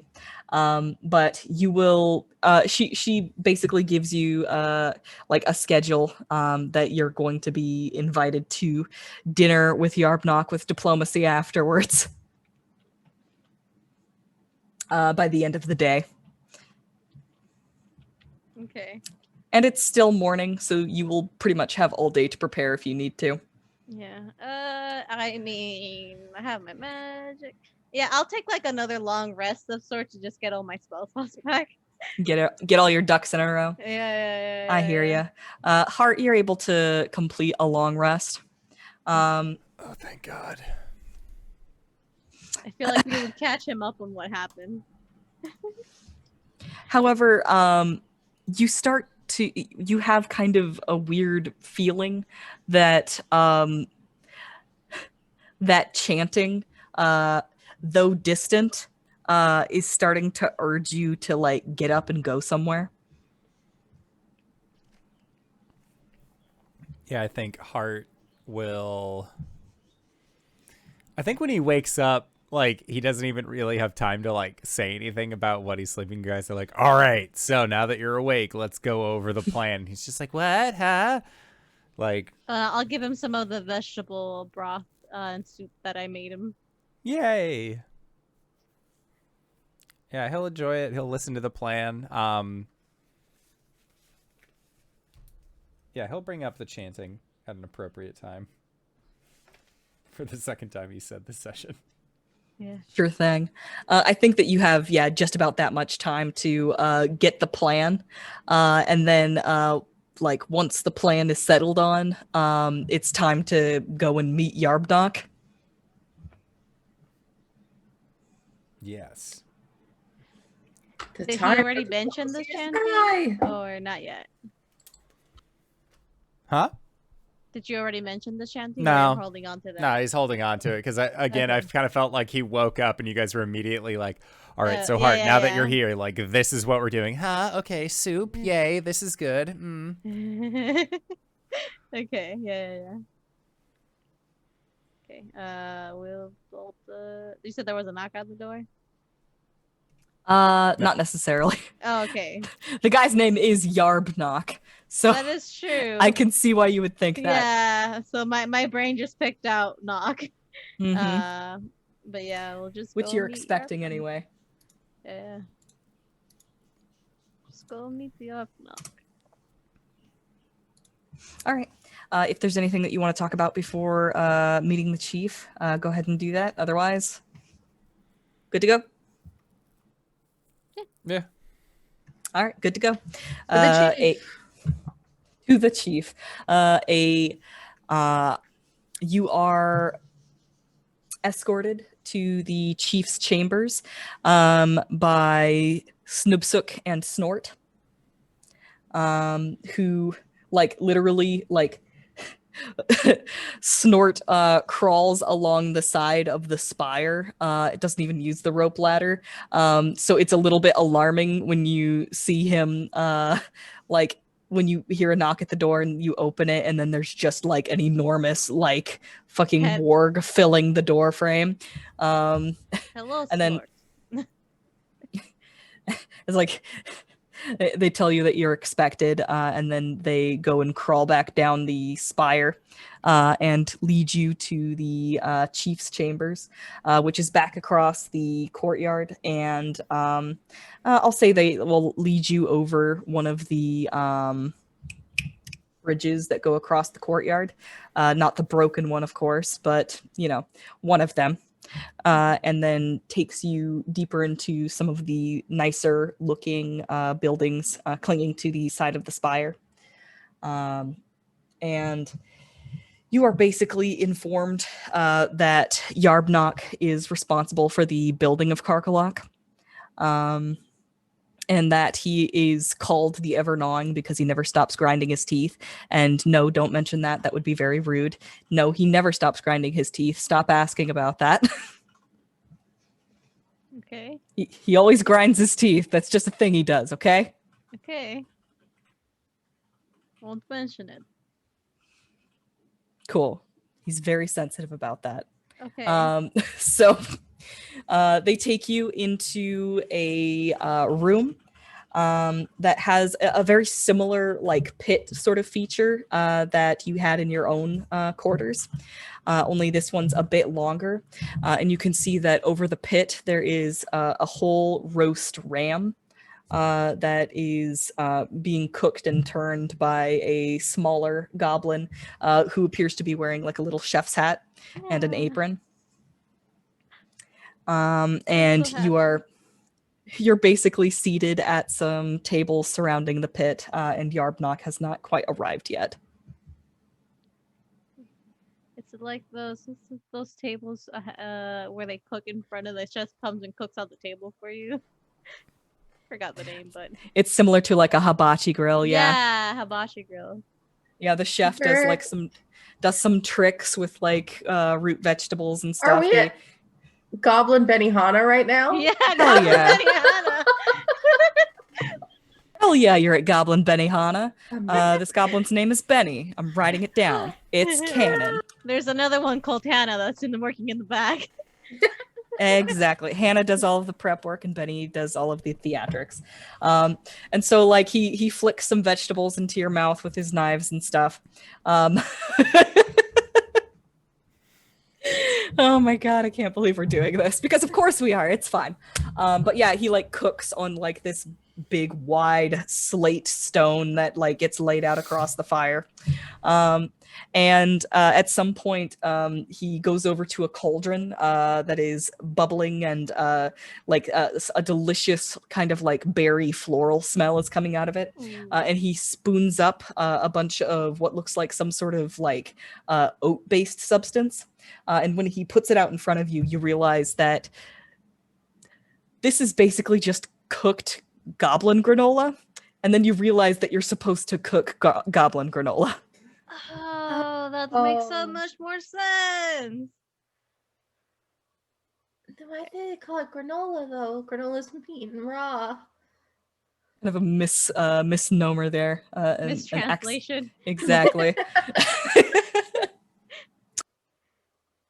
And then at some point, Isabai comes in and seats herself next to you. And she's got all of her papers ready to go. She seems a little bit nervous, but also very excited. Or maybe give a little too hard clap on the back like she does to Lydia. It's like, you got this.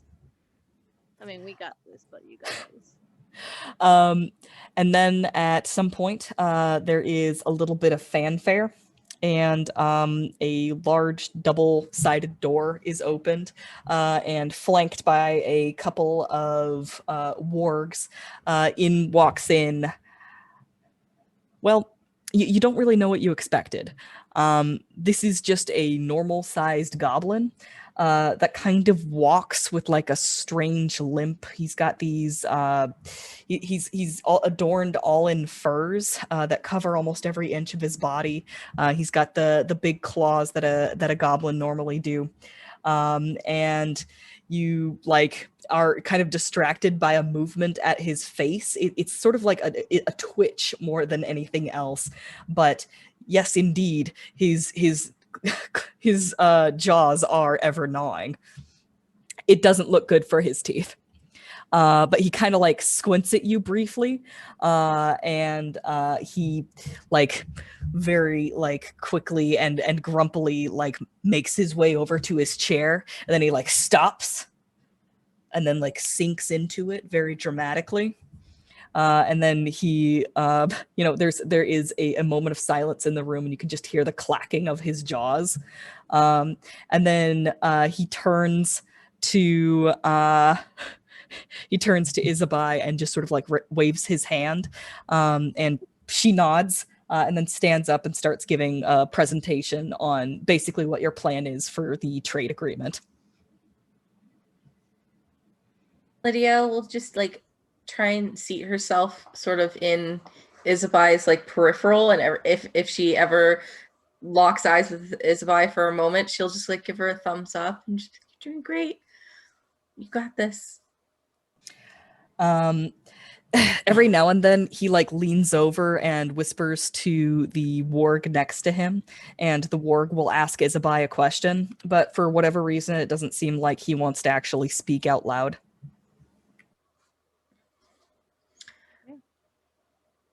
Interesting. Is there a sort of goblin PowerPoint that we're supposed to be looking at and taking notes? A goblin PowerPoint? Yeah, Sure, it's I just think lots of wood. This is my Goblin TED Talk. This is my goblin TED Talk. they just pick up that same slate slab that they were just cooking on, and then like lay it up against the wall and like draw on it with chalk. Yeah. Multi-purpose. And like every now and then she has to have another goblin come over so that she can stand on their shoulders and reach a place that's too high for her. Corey is just helps by like putting her hand up and just using it as an elevator for her. During this presentation, Hart, that chanting is getting louder in your ears, and you feel very much like you're supposed to leave the room and go in the direction that he just came from. I'm gonna see real quick. Yeah, I think Hart will try and do that thing. Just he'll like lean over to Troll Stagger and just say, "I'm gonna be right back," and then just stand up, like kind of like shuffle around the side of the room and like tell Lydia as well, like, "I'll be right back." Do you need some company? Do you need a buddy? Are you going to the bathroom? No. I think I should be fine. I had a dream that I've been like hearing this noise, but like it's not really a dream. I just like keep hearing this noise, and so I need to find out what it is, but like every once in a while it'll just like make me want to find it. I guess I don't know how to describe it, but okay. So that sounds very confusing, and I know there's a big presentation going on right now, so I don't want to interrupt Kuori because she's acting as an elevator. But I remember her saying that your dreams were very serious and kind of scary. So if this is something your dream is telling you, do you want a buddy? I'll come with you. We can be quiet. Kuori said that you were good at diplomacy, so you should stay here. Meanwhile, Stag has just been going to town at this meal. Like, this is the best place ever, y'all. We didn't even have to do anything. They just fed I us. didn't have to do anything. They just so much food for me. This is where Troll Stag's gonna be staying. Okay. Well, Lydia will just like reach her hand out and tap your like wrist and cast guidance on you, and say, "Okay, well, I'm here if you need it." I'll be right back, I promise. Okay. All right. And then just Hart goes and wanders out of the room. I imagine you're basically kind of just following where the chanting seems to be inferring that you should go. yeah. And as you're walking along, you can feel kind of a warmth behind your eye, as though this is the right thing that you should be doing.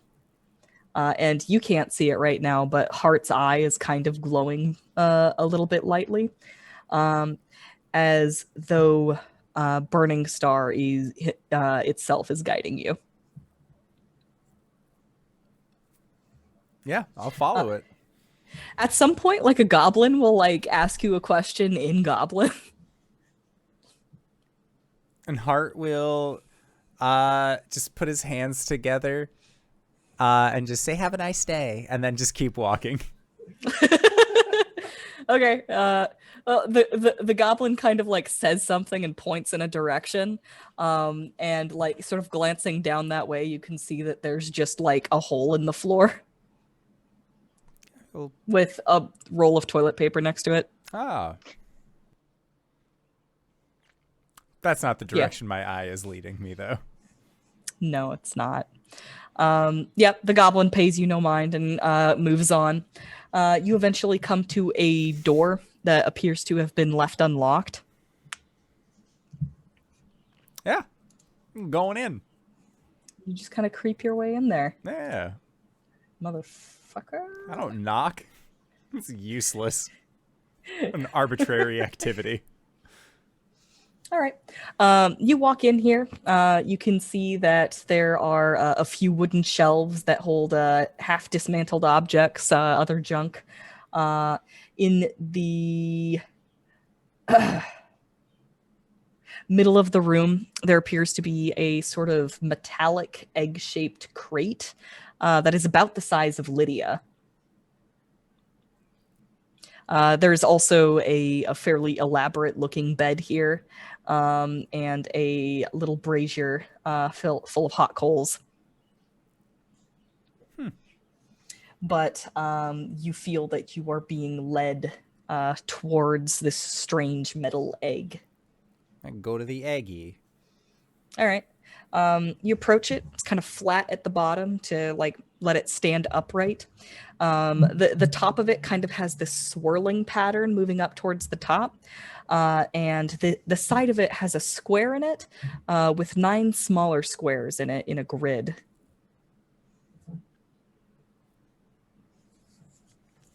I don't know what to do about that.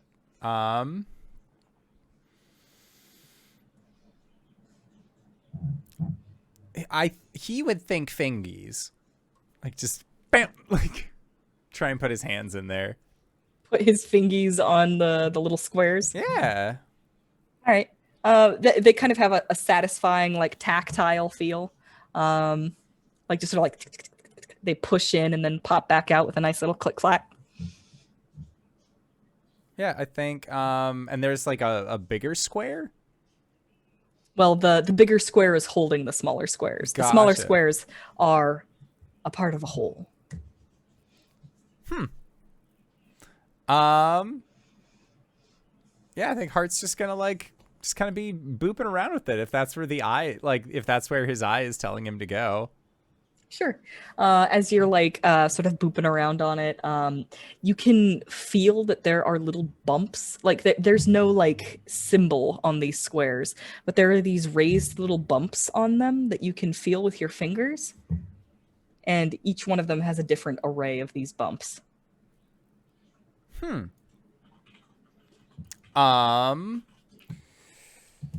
So the thing that has been chanted to him for a while. It was just background noise. Whenever I got close. I don't think that I ever heard what it was trying to say. But can I focus on what it's trying to like what the chanting is coming, like what it's trying to say now? The chanting is saying the same thing it always has. It's just louder now, and you kind of have a warm feeling about holding this thing. Yeah, I think Hart will spend some time and try and focus on this big ol' eggy. All right. Hart's distracted by the egg for the time being. Meanwhile, back at dinner, Isabai's lecture is beginning to wind down. All the while, Yarbnock is just kind of sitting there, his face twitching and his jaws clacking in that weird way they seem to always do. Watching it now, Lydia, it feels like these are like strangely regular movements, like almost like it's on a loop. Grinding of his teeth specifically, like the way that he it doesn't feel organic. Can I please use my telepathy for a surface level of what he is thinking? It's a pretty good thought. You get a surface level of his thoughts. First of all, these thoughts are in Gnomish. I speak Gnomish. Of course. I'm a gnome. I'm a gnome. I speak gnomish. Yay! Oh, that's so good. Okay. Here, I'm from here. Sorry, that just wasn't the direction I thought you were going to take it. I'm just really excited to speak a language that's relevant. I get it. I Me totally picking get it. languages was throwing darts at a dartboard. Oh, Celestial.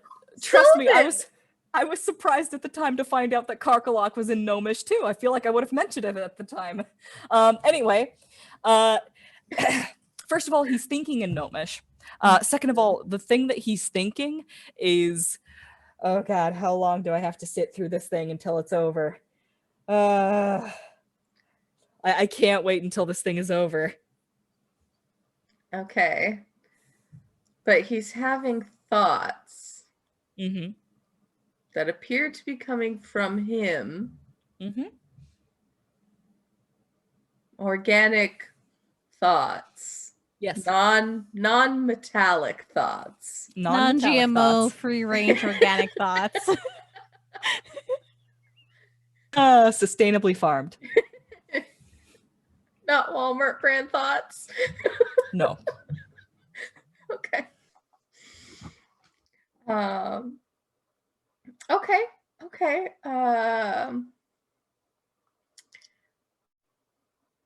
Okay.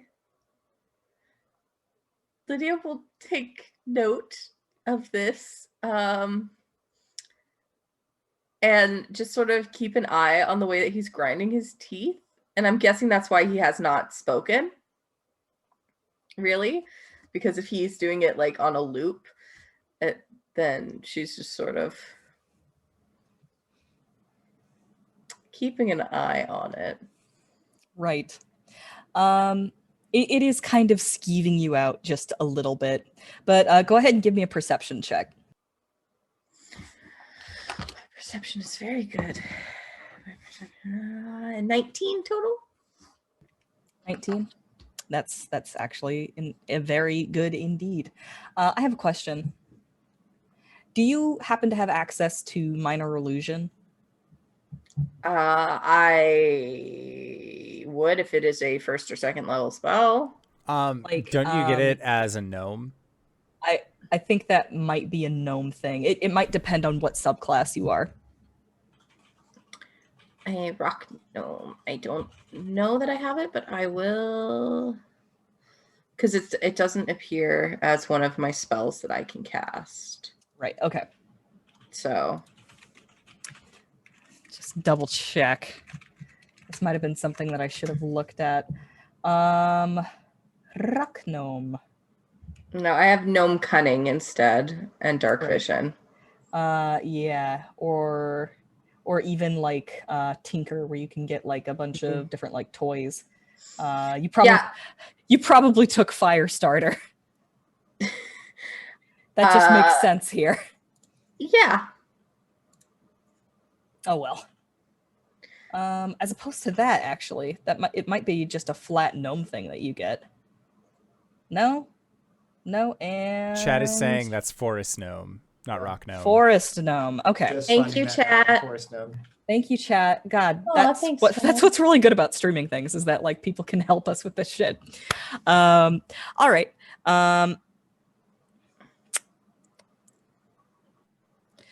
Every now and then, after a certain amount of time passes, you see he does like a sort of gesture with his hands, and this gesture is organic every time. But he does this gesture after the same amount of time. Every time. Do I recognize it as a spellcasting gesture? I would say it's reminiscent of a spellcasting gesture. Can I see generally the direction that it's going in or pointed at? Himself. Ah, okay.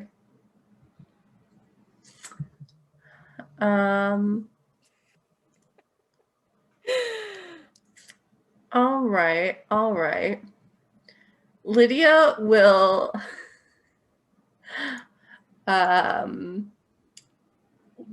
like find a break in Isabai's like speech pattern, and she'll just sort of say, Isabai, just 1 second, I'm gonna help here. And she's gonna stand up and say in Gnomish, what would help this presentation go by quicker is a little bit more enthusiasm, and just like gauge his reaction.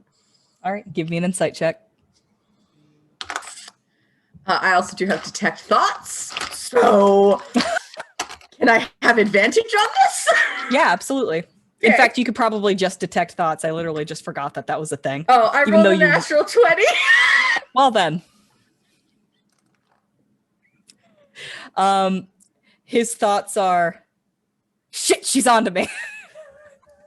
His face does not change at all. Lydia will just sit back down like nothing's happening, but not breaking eye contact at all.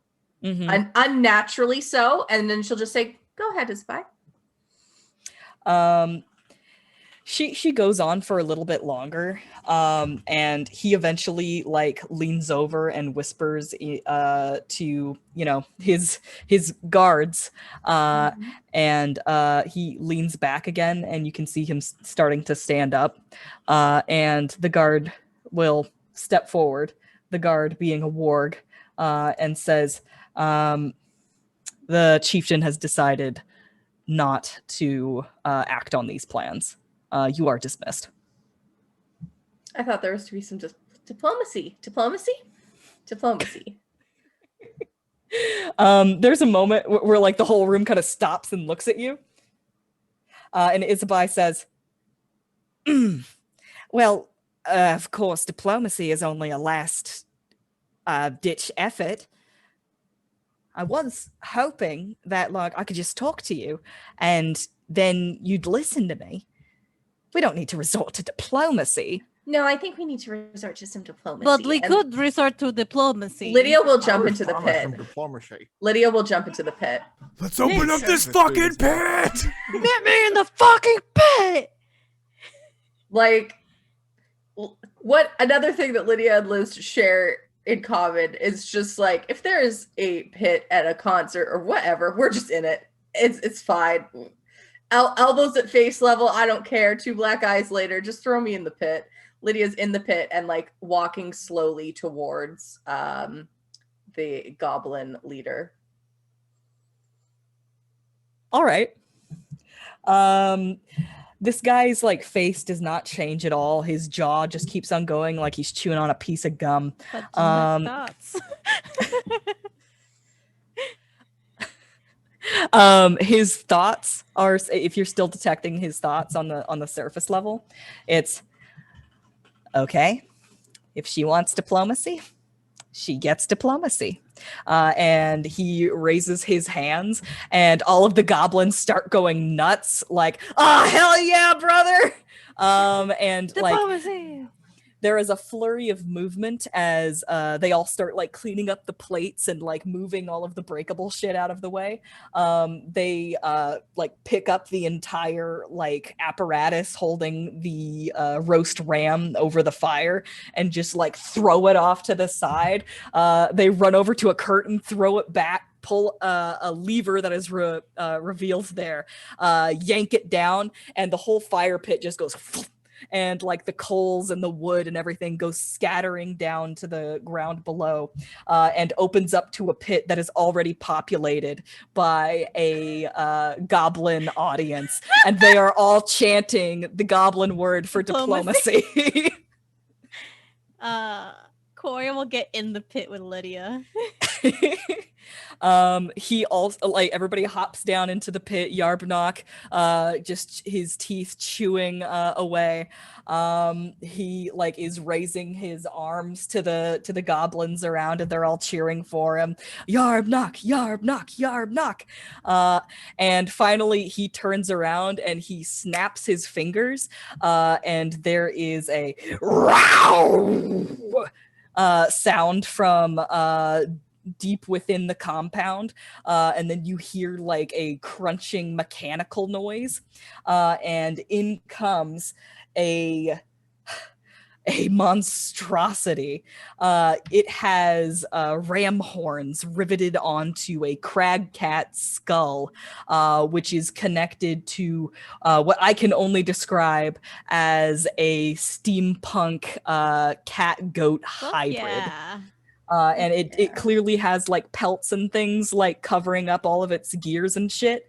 But that is what is in front of you. It is metal as fuck. And it's got like these talons literally made out of steel and metal. And Lydia, looking at this, that's some gnomish artificery bullshit. Mm-hmm. And I think that it's about time for that group to roll initiative. Uh-huh. Kuori will look to Troll Stars like, remember, no killing, Right. Thanks for the reminder. but bring them down. Oh yeah. Lydia just kind of goes, haha, unless. Unless. Bet. 15 on my initiative. 13 on mine.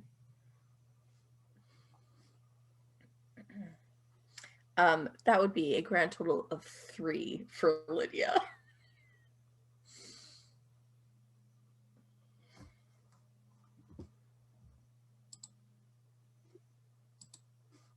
Okay, 15, 13, and 3.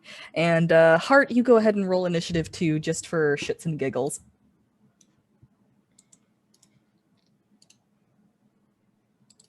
Kuori will kind of look to Lydia and be like, where's Hart? That's a 5. He said Okay. he said something about his dreams, and that he needed to go do something really quick. I offered to go with him, but he said that he would be fine and he'd be right back. I'm sure it's fine. Sure. Mm-hmm. I asked him if he had to go to the bathroom, and he said no, but maybe like he just didn't, like when you don't want to say that you have to go to the bathroom, especially like Wait, don't if we it's a focus on the longer big trip to Funko the cat? diplomacy. Yeah, Hearts. diplomacy. Cut to Heart, just boop, boop, boop, boop, boop. Cut back over. Doot, doot, doot. Like, literally It's playing- fine. It's playing the popcorn song, like doot, doot, doot, doot, doot, doot. Anyway. At the top of the round, we have Yarbnock's cat. I'm gonna change this thing's name so I don't call it something really generic. Yarbnock's cat. And you see Yarbnock just kind of like walking backwards, that same expression on his face. As the jaws grind once more. He just walks literally underneath this cat and behind it. And you see it like throw its head back and like what appears to be like some sort of like membranous sac begins to glow and swell. And fill with some sort of yellow liquid. And then it thrusts its head forward, compressing that sac with its skull jaws wide open, and it sprays in a thin mist around you. You kind of like take a sniff, and it is kerosene. And then there's like a and the sound of like a lighter clicking inside of its mouth, and then it lights up all of that mist in that area in front of it. I'd like everybody to make a dexterity saving throw. Natural 20, baby. Me too. Ah, twinsies. Twinsies. That's a lot of pressure on me to roll a natural 20. Laura Bailey, don't fail me now. Okay, hold on. I'm not even like legit. I rolled it on. Oh no! Hold on. Was it a natural 20? Yeah, but it rolled onto my keyboard. I will take a picture and post it in the chat for the Discord for those curious. But it rolled onto to my number pad of my keyboard and landed on a natural 20. That's incredible.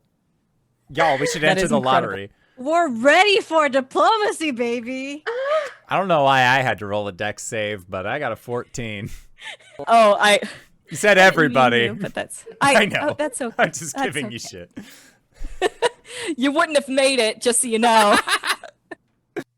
All right. You guys are gonna be taking half of 27 damage, which will be 13 fire damage. Ow. And just why not? I'm also gonna cast absorb elements, so I get it's fire Cast it. damage, right? Yeah. Cool. So I'm gonna gain resistance to fire damage real quick. Haha. Aha. What was 13.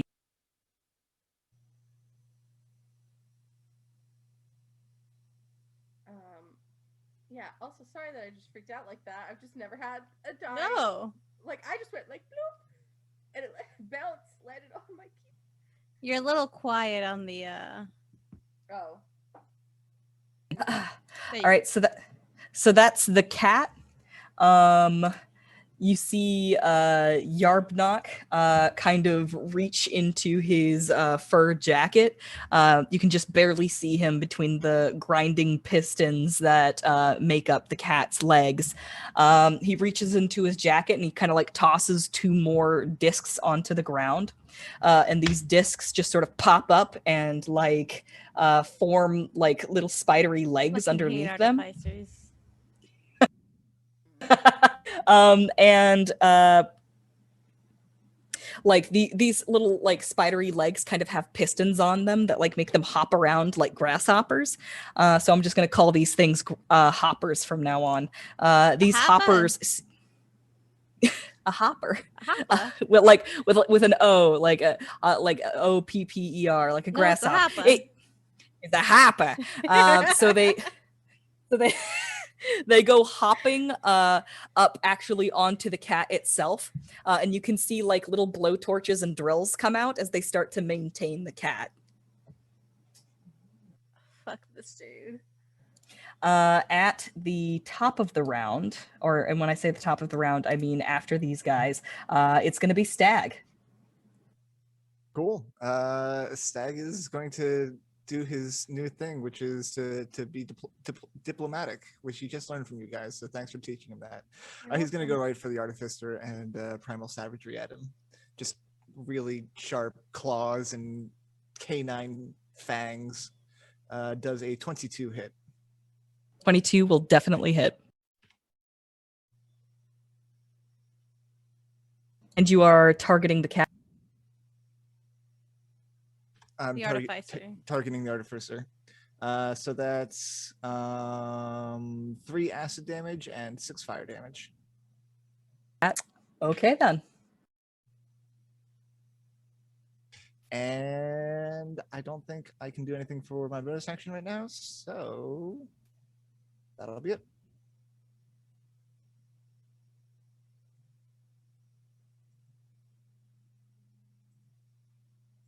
Wait, actually, primal savagery is a cantrip action.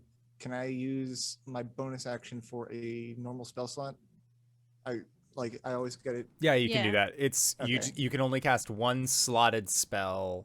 Only one And slot one spell. It doesn't cantrip. matter what the action. It doesn't matter what action it is as long, yeah. Cool. I'm just going to be proactive here and drop my healing spirit amongst the 2 of you. Ooh, So at the starting of your turn, you can decide to get a d6 of healing from it. Oh, nice. Thank you. Rosewood.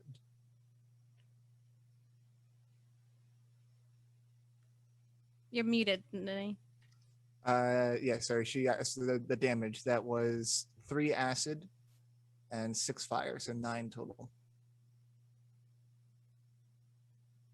All right, cool. There was a little bit of bookkeeping that I needed to do.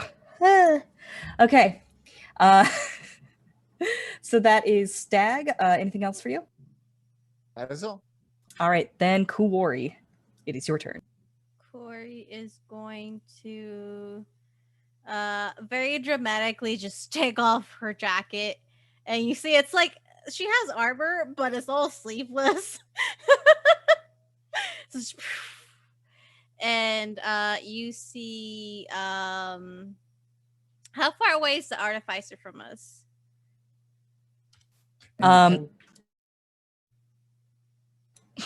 he is at least 10 feet away from you, but there is a sentinel between you and him.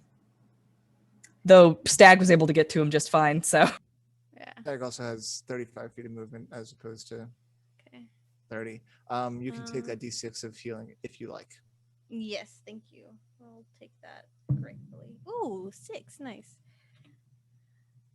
And sorry for that. Is it a just 1d6 of healing, or is it temporary hit points?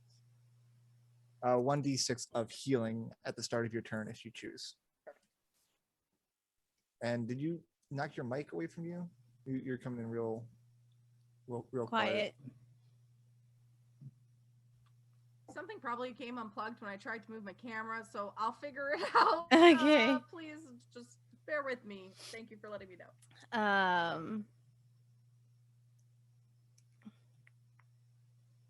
Okay, so I haven't casted this one before. So Kuori is going to there's a few words in primordial that they utter out, and you see their hands just slap together but sideways, and they rub, and as their fingertips meet, they kind of create these strings of fire from them, and then she puts them together and casts burning hands towards the cat and the artificer. So All I'm right. gonna need them all, and everyone that's in a 15-foot cone is gonna need to make a dex save. I'm pretty sure that's going to include Troll. She'll move so if she has to be next to him, or kind of like configure it so he doesn't get hit. If it's not possible, then I know Troll can handle it. That's fine. If you move for it, that's fine. Yeah, I'll move for it. So anyone that's getting hit needs to make me a dex save. So that's everyone. I feel ill prepared for this. I have no dice. I was all like, I never need to roll for this. It's like, yes, I do. I have attacks. But am I louder now? No. Is this no? It's still the same. You're a little bit louder. No, that sounds roughly right. back to It's, normal. it's sounding better. How about now? Yeah, that's fine. Yeah, that's better. All right. Thank you. Okay. That is a 9 from Yarbnock and a 2 on the die from the Sentinel. Okay. They take full 14 points of fire damage. Okay, and also I should probably roll for the Yeah. hoppers. The hoppers.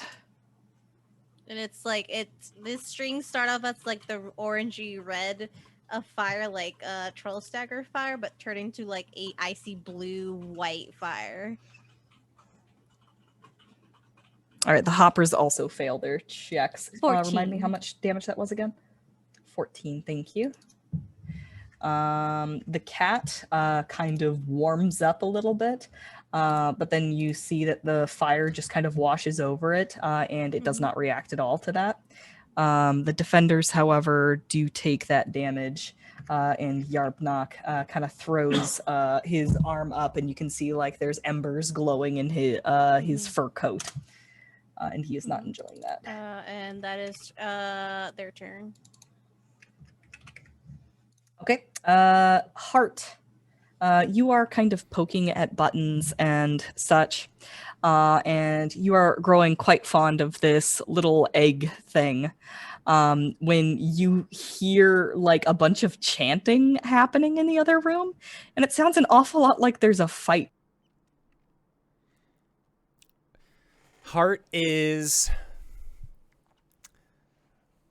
So Hart assumed that is what would be happening. However, he has his own chanting that he's a little worried about at the moment. Specifically coming from this eggy thing. And I think that Hart is at the point where he doesn't know what to do with this egg, but he feels like he knows something that would know what to do with it. So I think Hart is going to say Burning Star.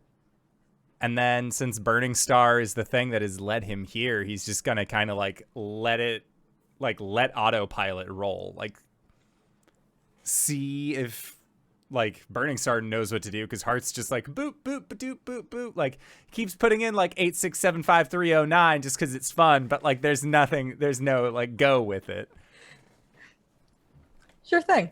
So like Hart, you find yourself alone in the room with the egg. You can hear the fighting going on outside, and you think to yourself, you don't really know what to do here, but you get a feeling, that there's something inside you that does, and you activate Burning Star.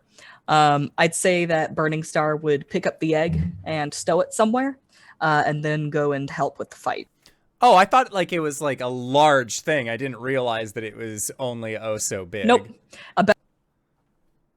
You muted like right About as the size of Lydia. About the size of Lydia? About the size of Lydia. Yeah, so I think Burning Star, like he'll take it and then put it into Hart's bag. I think that he would have gone into yeah, he would have gone into Archer. Because I have to pick what starry form. So yeah, he just like picks it, back onto back, and then yeah. I'll say you'll have to basically spend a whole turn getting into the fight. But the way that it happens is that you pick up that egg, you head out the door, you go down that hallway that the goblin very kindly pointed you down. There's a hole in the floor. And you just hop down that hole in the floor and you land amongst a bunch of startled goblins where another hole is. And they've got like little newspapers and they're all like, oh shit, what are you doing here? But in Goblin. And you are able to run past them and basically push your way past an audience of goblins and jump down into the pit. Yes. And I feel like... Well, I was going to say, like, if it's far enough away, I have my Archer form, so I can literally just, like, snipe from 120 feet away with these energy bolts. So I think that if anything, like, as Hart is approaching, like, if he can see metal creature, if he can see, like, thing that his friends are currently hitting, as he's walking forward, he's going to cast a second level magic missile just as he's like Terminator walking forward and these bolts just fly off and start homing. I will say that you will have the opportunity to do that next turn because this turn you're going to need to double move to get to there. Totally fair. Yeah. So after Hart, it is... Okay, so Lydia seeing everything. She's kind of very focused on the artificer. How many feet away is he behind Lydia. the cat? At least 10. Okay. But not that far behind. So she is going to reach into her bag and get out this silvery powder. She forms almost into a snowball in her hand before casting it out of her hand, and it forms into a silvery spear, and she's going to cast Guiding Bolt at 2nd level. Okay. So that is 21 to hit. All right. Yes, that will hit. And I will use the app to roll this many dice. That seems reasonable. So that's 19 points of radiant damage. Okay. And that's it. Alrighty. On Yarbnock's turn, he has been bombarded with a variety of attacks. And like he kind of like staggers backwards, just sort of like patting out the embers in his furs. And he just kind of like swipes down at you guys like, what the hell? And he takes a few more steps back and like hits the wall and a gate comes down. And he just points very pointedly at the robots. Like, not me, you goobers, them. Stagger is confused by this. I imagine everybody is, but like when you refuse to talk, like you have to expect that there's going to be some miscommunications, a few knocks on the head, if you will. And A as few he yob knocks on the head. You're a funny one. So funny. On the cat's turn, it is going to raise up on its back, on its back legs, and then come down like head first and just ram its horns into you, my very good friend Kuori.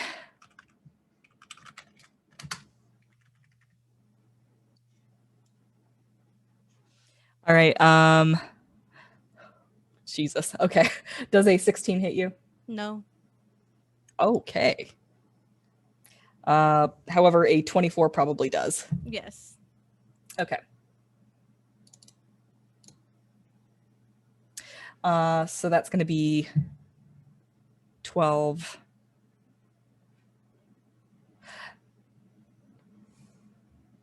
My brain is moving at such a slow pace It's today. fine. I have to Take apologize. your time. Take your time. 16 bludgeoning damage. Okay.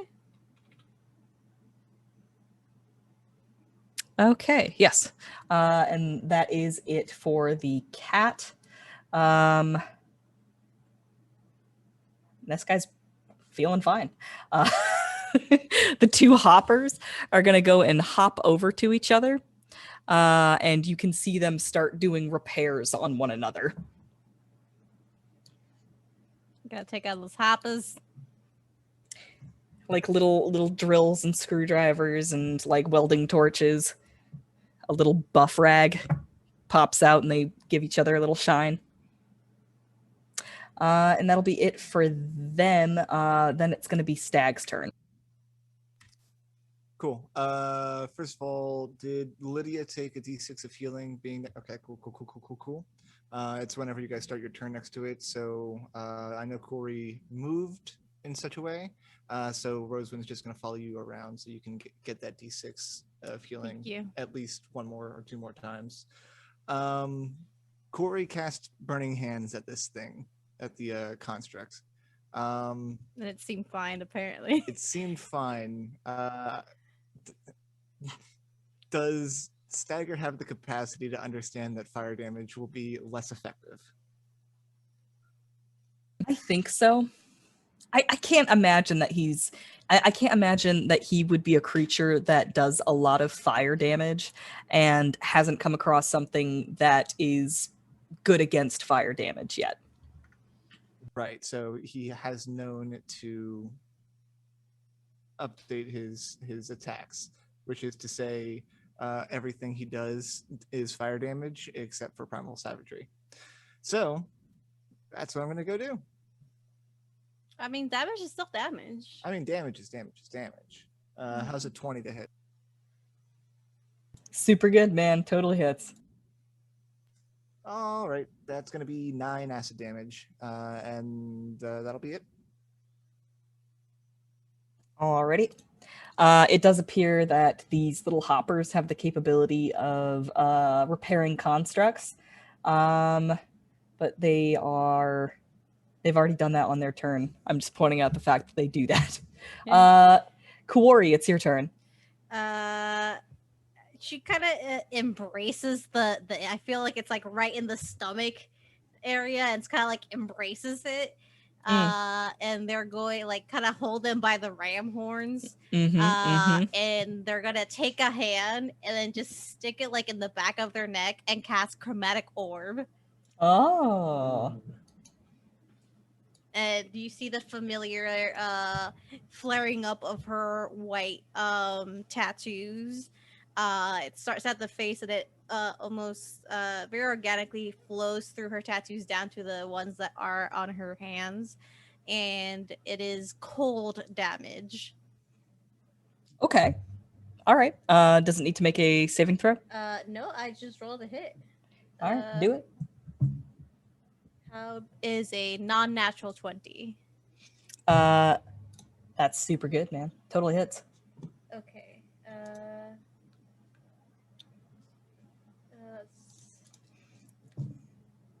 Ooh, that's not bad. Okay.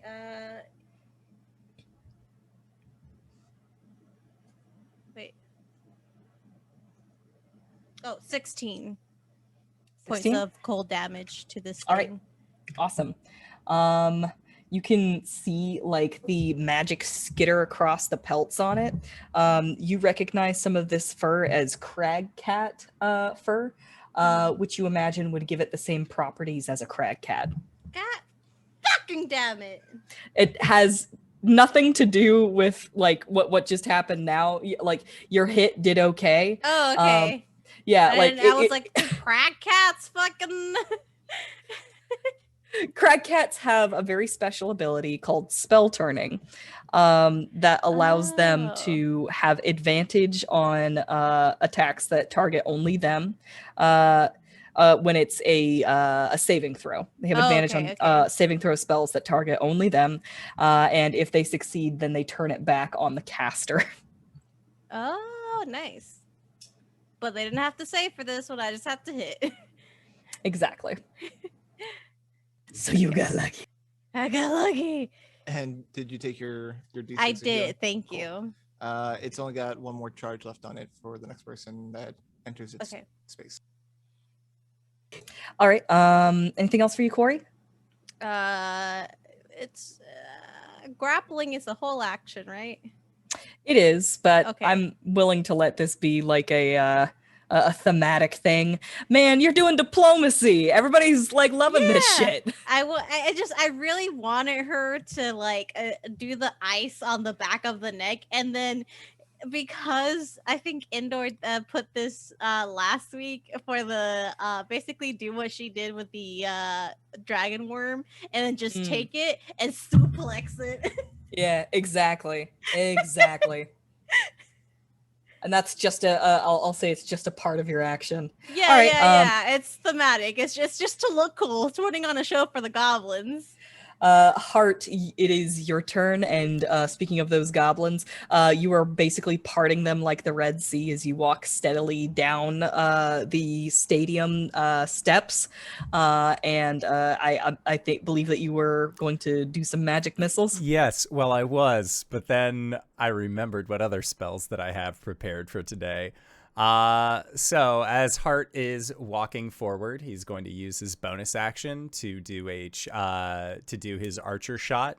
He'll do it towards the cat, because this cat robot thing is currently engaged with an ally.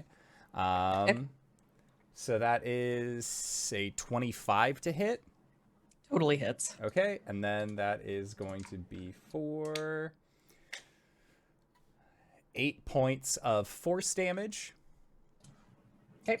And as this like cosmic bolt hits against the cat, the energy from it kind of sparks up, and as it does, Kuori, it lands on you.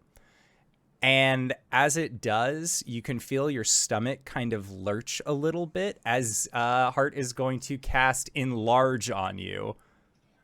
Oh! And 60 feet tall, baby! so, yes, Kuori, you grow a full-size category larger. But that sense of when you're, like, much bigger than everyone, there is this lingering sense of, like, nonplusness. It's like when you're on a plane and you're looking down and everyone below you just looks like ants. Like that is kind of the feeling that you get as this energy washes onto you. Okay. Damn. I'm Can we say big that now. she gets like this shimmering kind of Oh, yeah. like membranous coating of like stars just across her Ooh. skin? It's It's like just body when- glitter. I was gonna say it's when Hart was having a bad time and switching between Burning Star and Hart, and like you could see most of him underneath with like that mask layer of Starfield. It's like that, but like you put But the a lower opacity. opacity, Yeah, it's like a yeah. 5%. Like it's Yeah. not Right. like the full hundo. Yeah. Oh, I'll do you one better. It's like a gradient from the bottom up. Yeah. So like it's more Kuori at the top, but more stars toward the bottom. Yeah. Here for it. Hell. Happy. So with this, how tall would this make Kuori, and would she hit the ceiling of the pit? So, enlarge, the target size doubles in all dimension and its weight is multiplied by 8. The growth increases its size by 1 category from medium to large, for example. If there isn't enough room for the target to double in size, the creature or object attains the maximum possible size in the space available. It makes her pretty damn tall. 16 feet tall. 16 feet tall. She's a full like a full head and shoulders taller than this cat now. And if she like put a hand up, she could like easily rest it on the ceiling with a bent elbow. For chat and listeners, just for some reference, Lydia is 3 foot 2 inches tall, standing directly next to Kuori. Nice. You get It's a to game my of the ankle tall now. and the small, baby. All right. Anything else for you, Hart? No, that's it. He's just getting like Right. he's just continuously like walking down this like parted goblin sea. Speaking of the tall and the small, it is time for Lydia. Oh, hi, that's me, the small. Hi. So seeing Kuori get very tall, she is going to Large. take a moment to she's gonna reach into her bag and pull out a handful of this purple finely crushed almost gem powder and sprinkle it around her in a circle. And she is going to channel divinity and cast Twilight Sanctuary as you see a shimmering lavender silver bubble appear. And for those in the group, what that means is that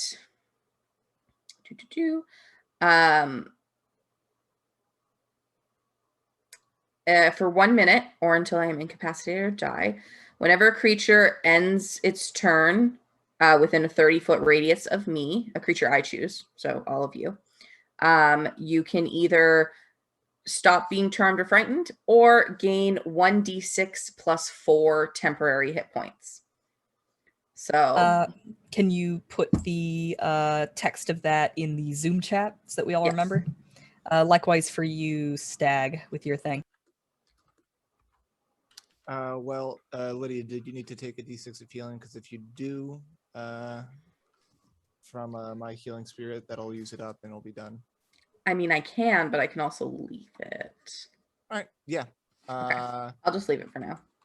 I'll save that for Kuori at the beginning of her next turn. There.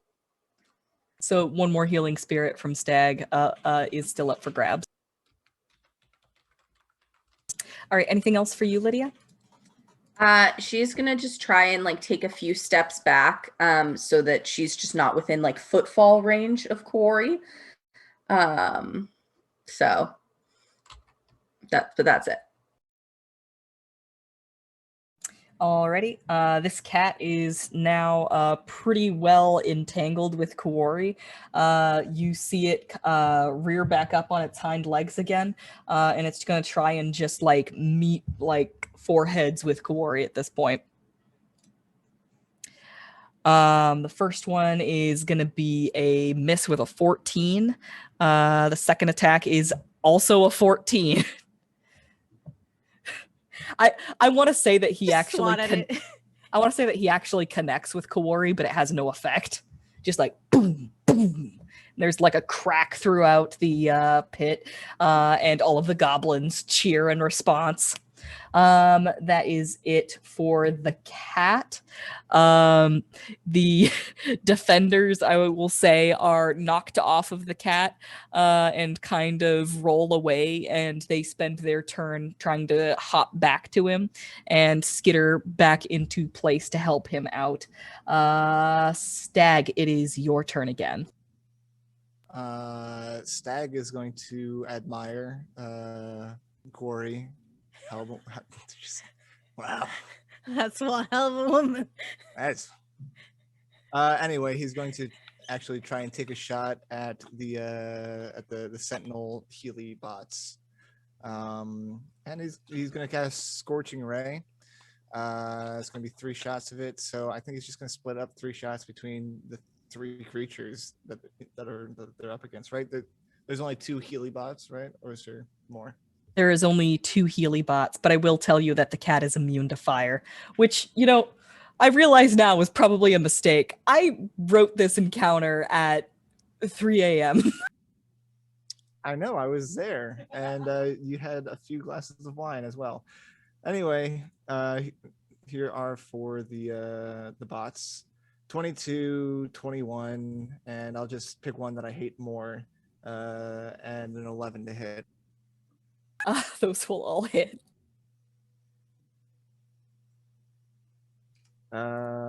14 on the first one and 7 on the second.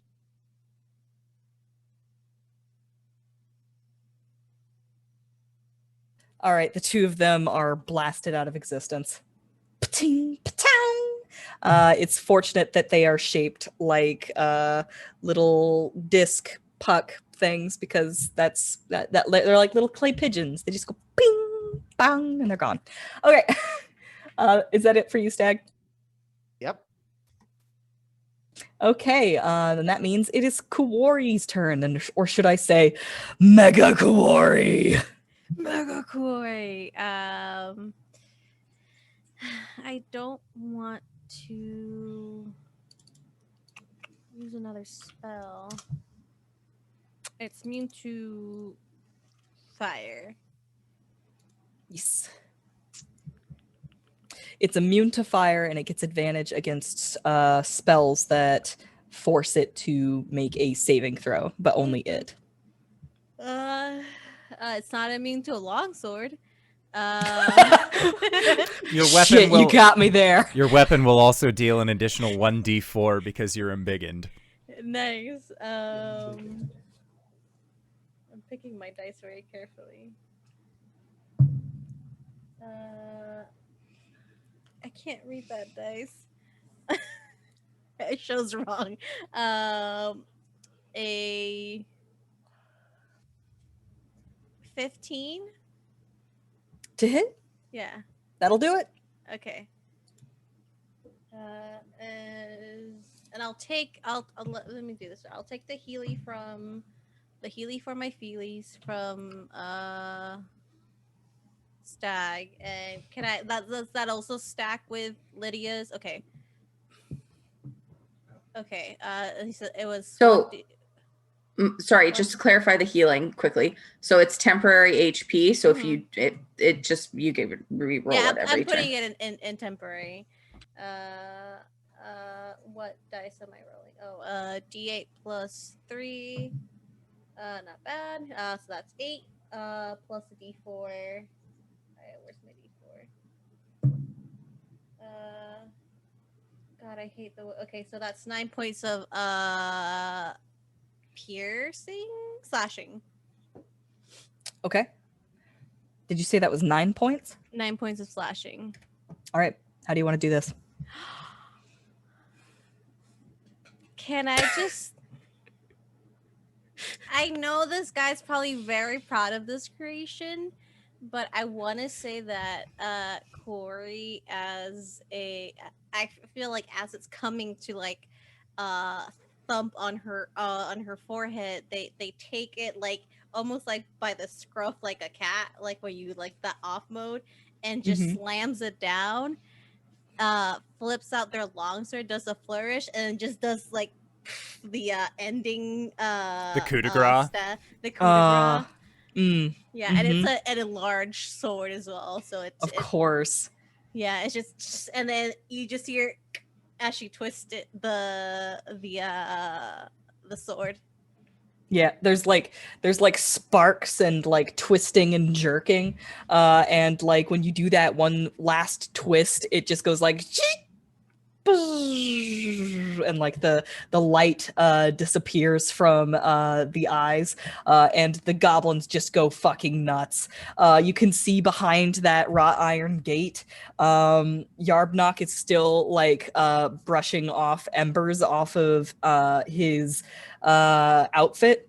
And like he reaches up to his head. It looks like he's it looks like he's upset with like hearing the cheers of the goblins, but then then he like literally pulls his head off, and he turns around and looks at you guys, it kind of in shock, because he didn't realize that the fight was over so soon, but sure enough, there's a gnome underneath.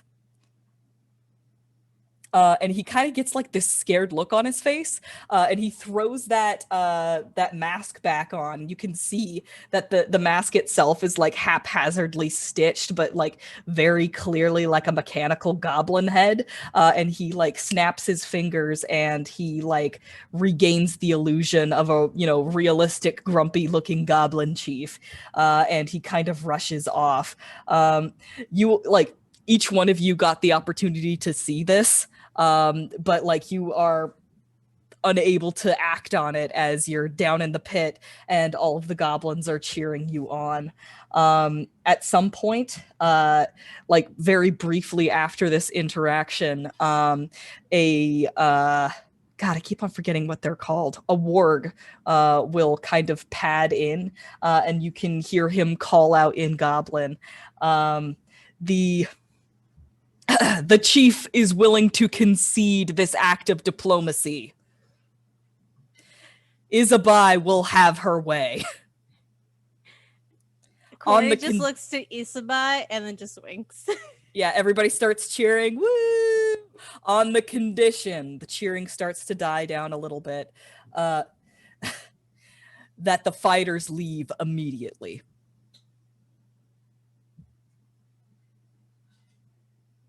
He turns around and looks at you guys and says, "The chieftain no longer wants you in Karkolohk. You can take your peace treaty to 10 towns, but you cannot come back here." But our sled isn't ready yet. It'll be ready tomorrow. We can leave tomorrow. We'll just sleep and then leave in the morning. The warg kind of like looks confused, and he like looks up into the rafters. You can see that this newly disguised God damn it, Yarbnock is looking down at him, and just gives kind of a solemn nod, and then like turns around with a flourish of his burned cloak, and walks away. The goblins are all kind of like, pawing at him and like, being like, explain yourself, what's going on here? But he just continues walking. As he's leaving, Lydia is going to say very loudly in Gnomish, "Goodbye for now, friend." What if we start a goblin revolution, guys? What if we get them to unionize? Unionize the goblins. Unionize the Look, goblins. I know you're 16 feet tall now, and they all look like finger food, but you really can't be eating these rich. Oh my god. You have no idea how on board with that idea Stag is. He likes it here. Yeah. He doesn't want to leave. Not yet. Cora looked to Hart, see if she can be unembiggened. Yeah, if you look towards Hart, he as Burning Star will just look at you and like, if that's the intent that you have of wanting to be small again, yeah. Small. Yeah, it's only up for a minute, so like at that point it would have been gone anyway. Yeah.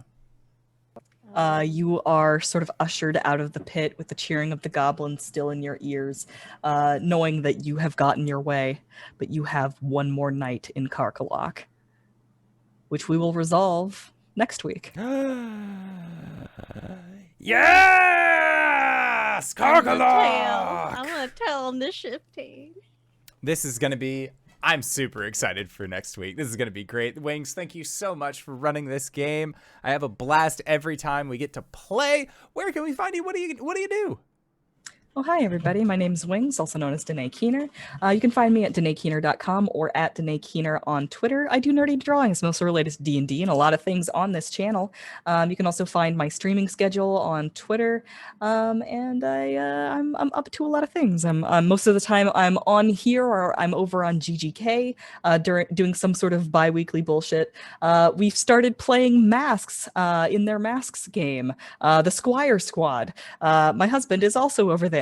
He's playing basically as a superhero werewolf, and I'm playing basically as a superhero plant vampire. It's a great time. DanaeKeener.com. Hi everyone. I don't know how to follow that up, but my name's Satan. You can find me on the interwebs as Alyssa Vamp as well. I feel like I'm gonna sneeze. Sorry, and it's not coming out. Well, it's gone. Other than here on this channel with my I feel like magic is doing something very cute. Other than here on this channel Sunday nights and Thursday night as well, playing Masks, where I play my punk reformed Luciana, aka Aftershock. You can also find me here once a week playing Monster Noir, but you can also find me on many other channels. Like tomorrow, you can find me over at Weave the Tale playing Great American Witch, where I play a biker bar. I was about to say lesbian. Sometimes, I guess. Biker bar witch. Same difference, honestly. I'm so tired. It is 1:00 in the morning. As a biker bar witch in the 70s. And you can find me at the Hype Goblin Sunday mornings. And you can find me Saturday nights at Valdrian's channel and on Plot Hunters. I'm gonna stop talking. I'm really tired. Oh, hi, it is me, LizMac. So you can find me here every Sunday night. You can find me on Twitter at LizMacD22 or here on Twitch at just LizMac. Other than here, you can also check out jabroni.tv for some amazing streamers. We have content throughout the week. We're a group of 13 friends from across the world who love streaming and creating content together.